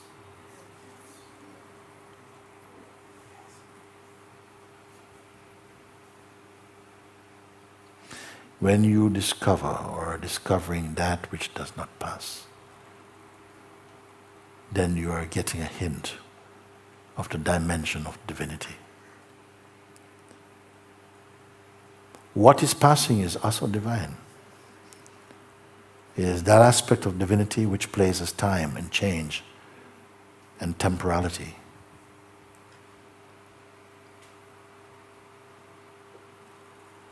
But it is not greater than the unmoving, the source from which all change manifests.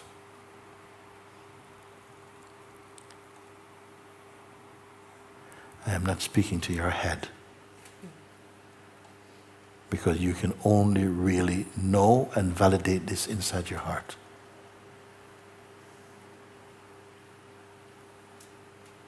It is not enough that you have a mental conception about this.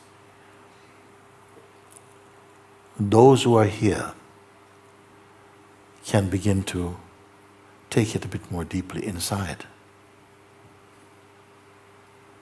To that extent, you will grow more speedily.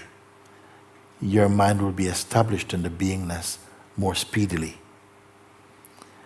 But if we run to and fro between the is and the is not, or the want to be, it is as though a short bridge that we're meant to cross will keep extending and extending and extending. Don't build a house on this bridge.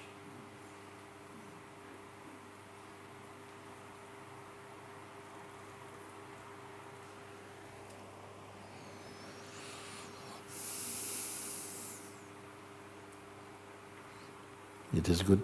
It's very good. Very good. No. Thank you. Okay. Very good. Thank you. Wonderful, wonderful. My deeper gratitude to you. Into of my life. You follow this advice.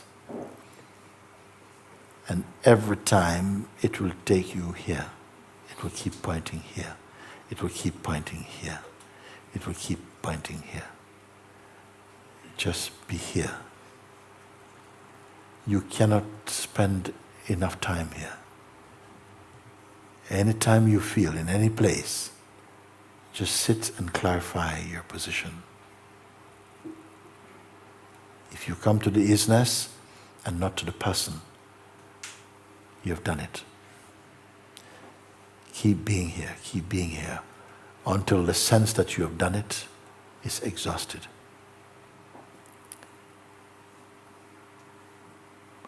Then it's done.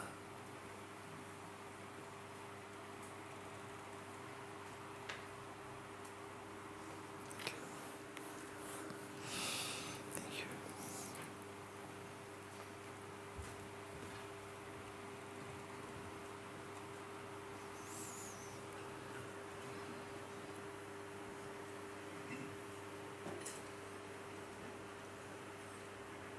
I feel that this is a fresh chance, a fresh stage in our evolution as consciousness. When I used to say in the past, we must become like the cow that jumped over the moon, because I heard this was a child.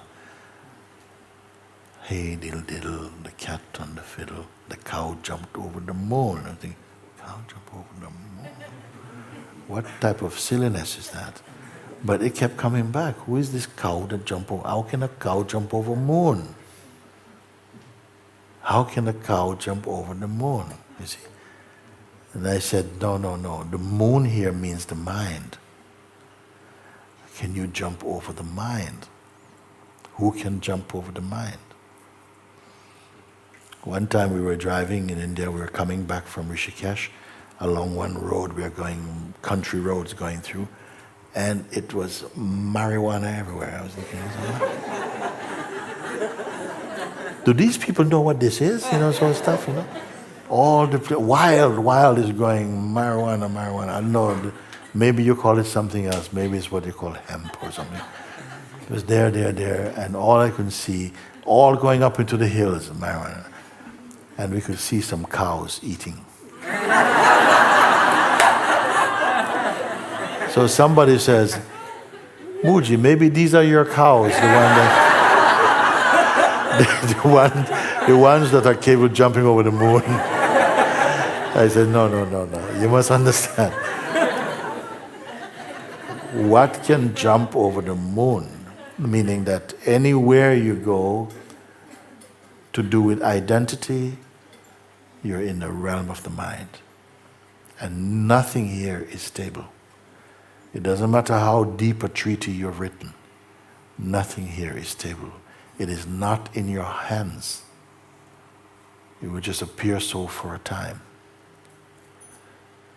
The only place that human beings stand a chance of being a true fellowship of unity, of oneness, is to jump over the moon mind. Jump beyond differences, jump beyond idealism, jump beyond personal philosophies, jump beyond opinions. If not even in the same family can you hold the same opinion. But when you have discovered the self, it is not an opinion. It is the only fact, a very stable fact.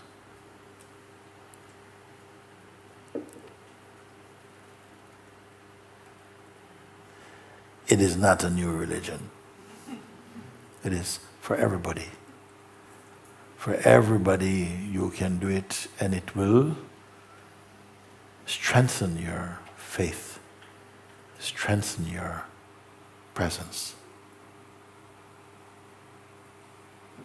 You will speak from experience and not from opinion, not from speculation. Maybe you will not speak so very much, but what you speak will have power. It will carry presence. It will have an authority, at least the authority of your own seeing.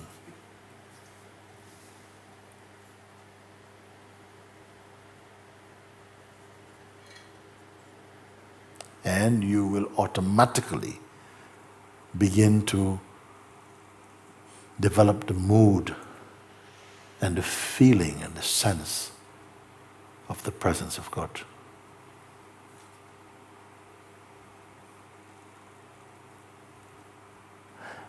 Or the pure truth. Or formless awareness.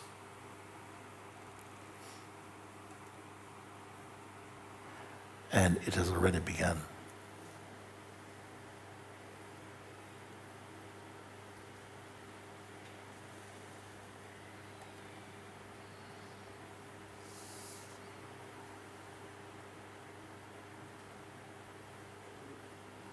So,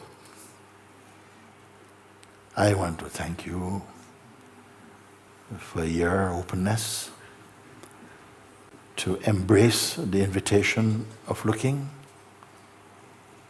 Now it is with you. This simple exercise, remembering, recognition, will grow in you, supported by grace and your openness, which is also supported by grace.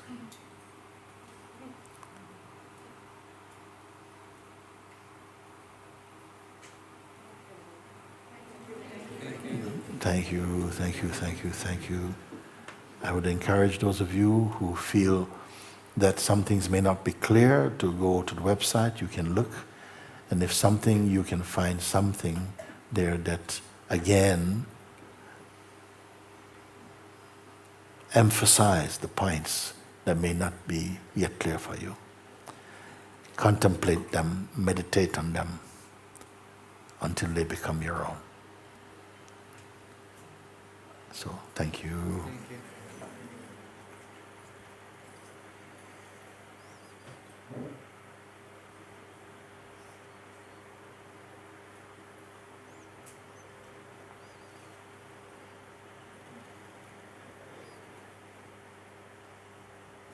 Today is a very auspicious day for many people throughout the world who come together to pay homage and respect and veneration to their masters or teachers, or gurus, whichever name we are used to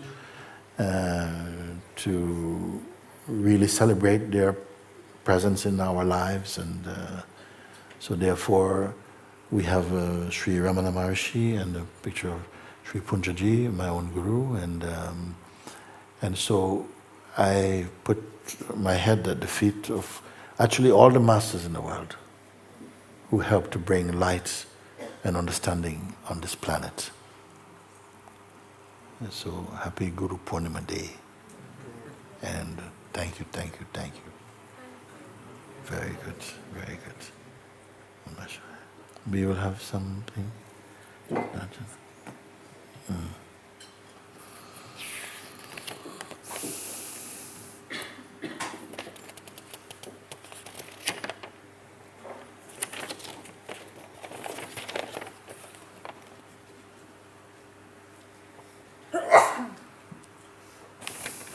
Which is the first? This one?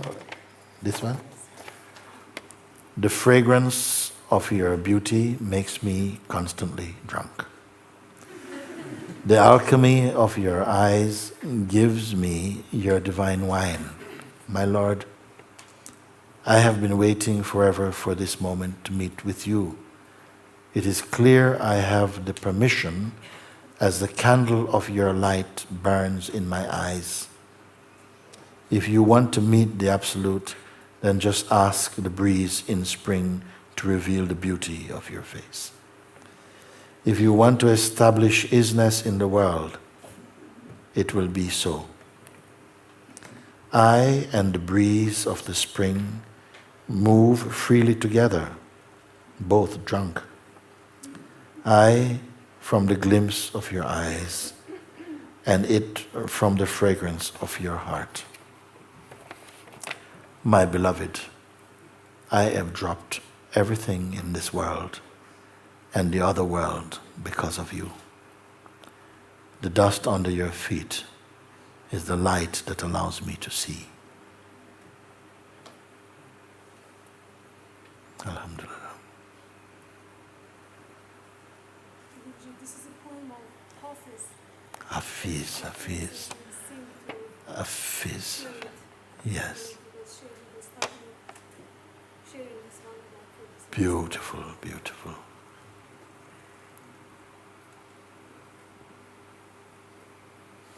It's wonderful when people discover some of the great poet saints like Rumi and Hafiz, and these words from Hafiz.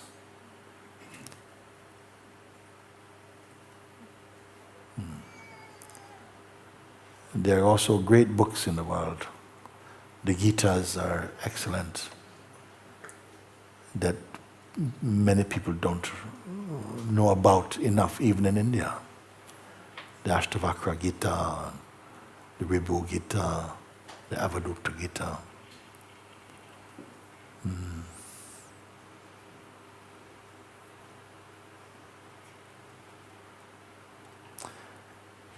The Viveka Chudamani, these books. And modern classics like I Am That of Sri Nisargadatta Maharaj.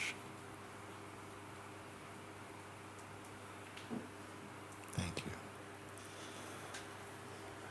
you. Okay, good.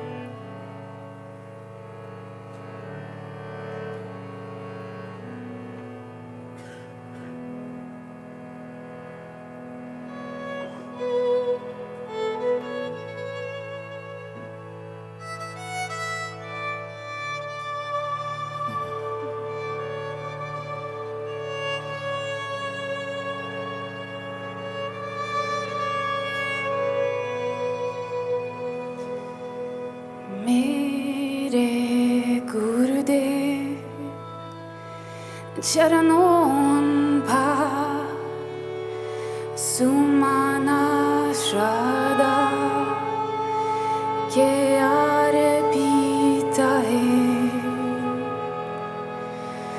Mere Gurudev Charanon pa Sumana Shraddha Ke arpita hai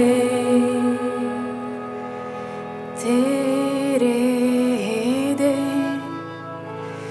He jo hai Wahi tujhko samarpita hai Na priti hai pratiti hai nahi puja ki shakti hai Na priti hai pratiti hai nahi puja ki shakti hai Mera yaman Mera yatan Mera kankan Samarpita hai Mere Gurudev Charanon pa Sumana Shraddha Ke arpita hai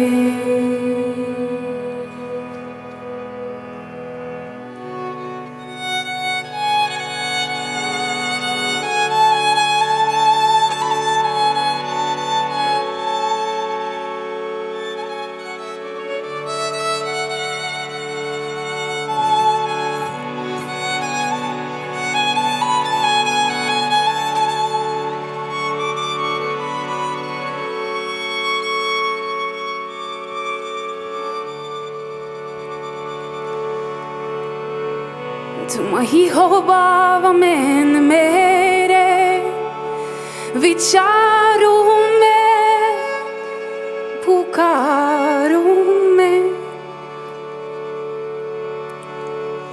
तुम ही हो बाबा मैंने मेरे विचारों में पुकारूं मैं बना ले यंत्र अब मुझको मेरा सर्वत्र के अर्पित है मेरे गुरुदेव चरणों पर सुमना श्रद्धा के अर्पित है मेरे गुरुदेव चरणों पर सुमना श्रद्धा के अर्पित है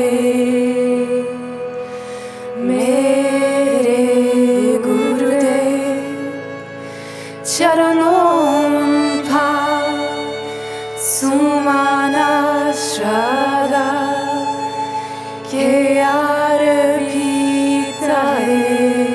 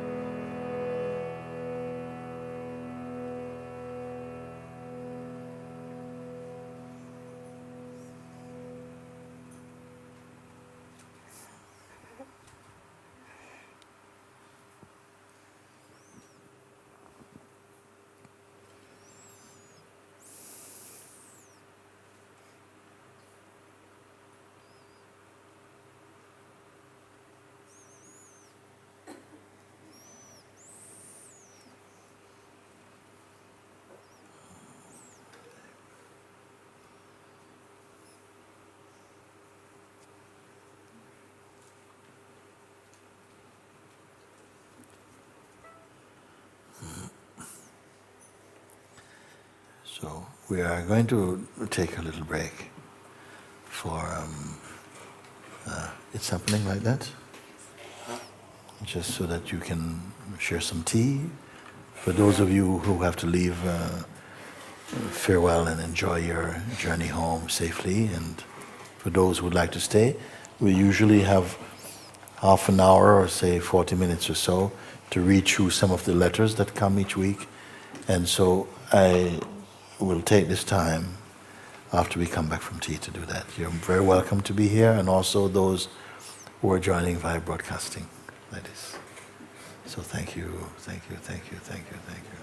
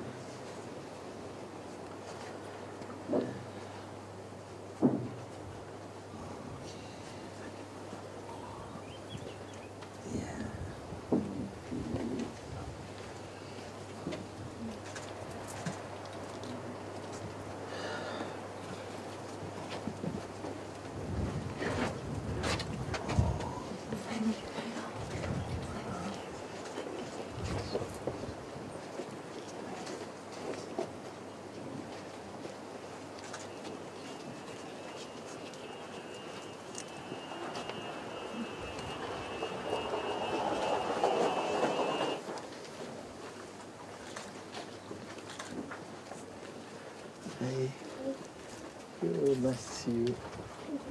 Hey.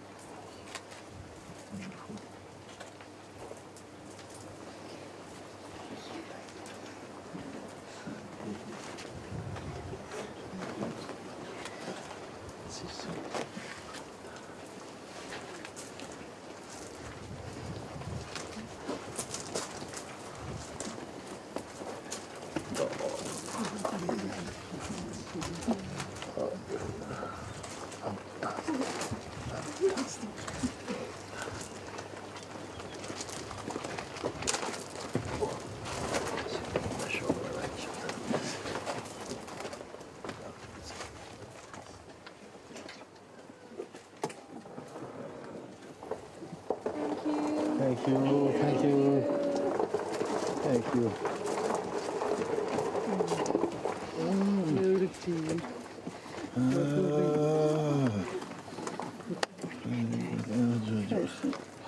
Oj, oj, oj, oj. You spray me with all these things.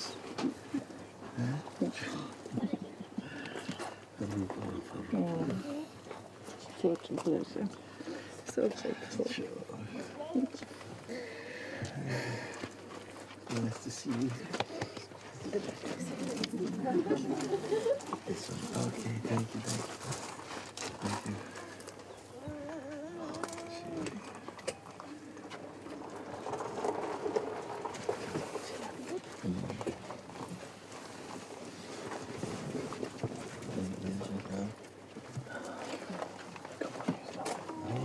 Yes. Nice to see you.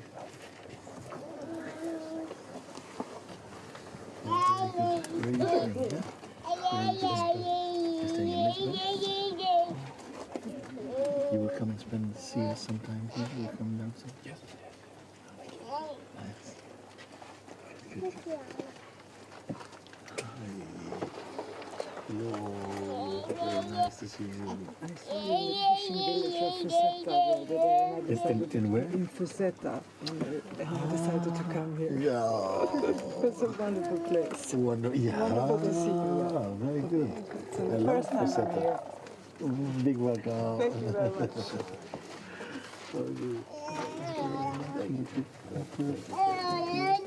So good. Thank you.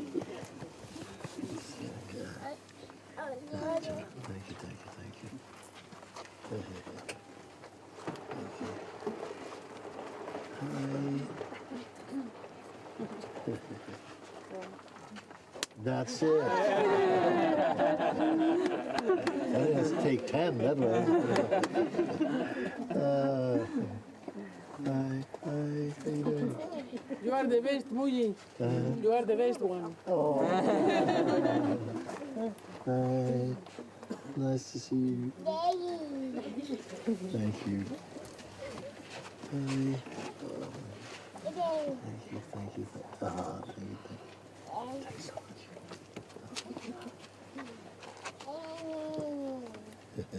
Come. Okay, see you in a minute.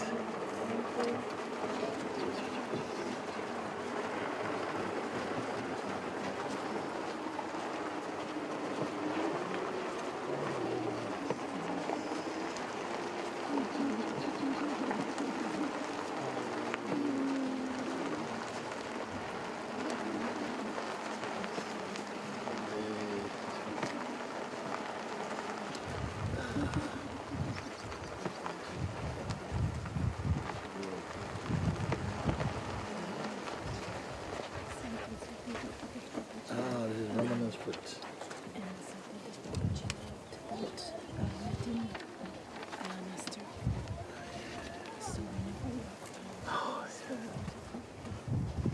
Okay.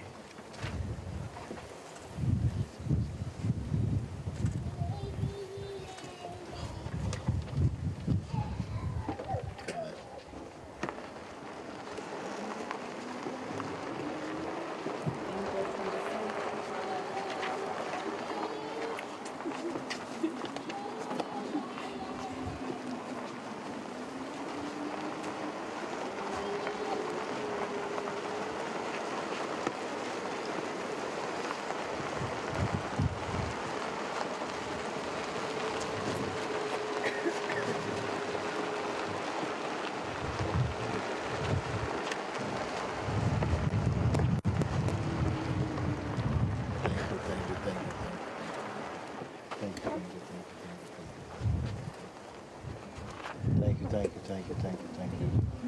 On behalf of everybody. Can you show them as well? Yes. We had the new language today. We had Czech language. Czech language? Yes. Czech language. You are my voice. You are my voice. You are my voice. That's so great.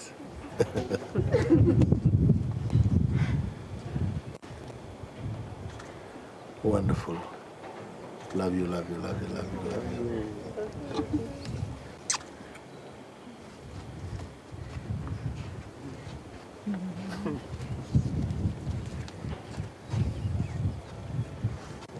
Half of them are translation inside. Still translating inside. Go up, let's have a look then. So,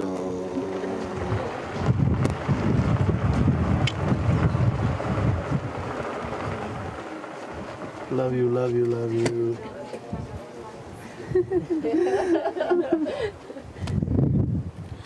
Thank you, thank you, thank you.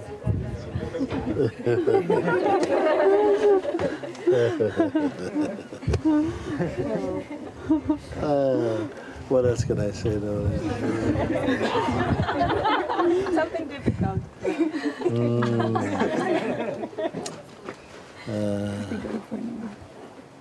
Yes, yes. Happy Guru Purnima.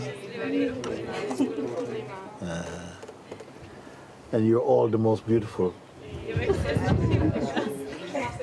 No, you're supposed to say we are all the most beautiful.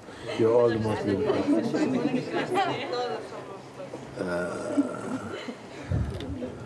Thank you, thank you, thank you.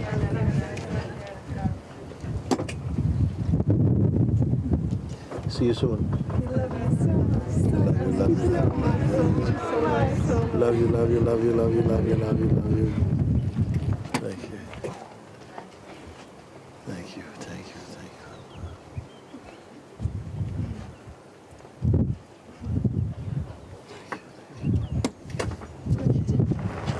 My family is watching it for the first time satsang, and it's because of your grace. And they're watching? They're watching first time satsang today. Whoa. First time, and it's because of your grace. Did they see you? Have they seen you? Well,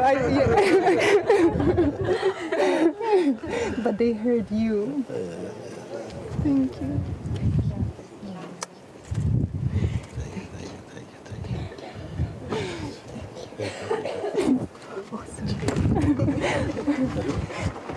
See you later. See you in a bit.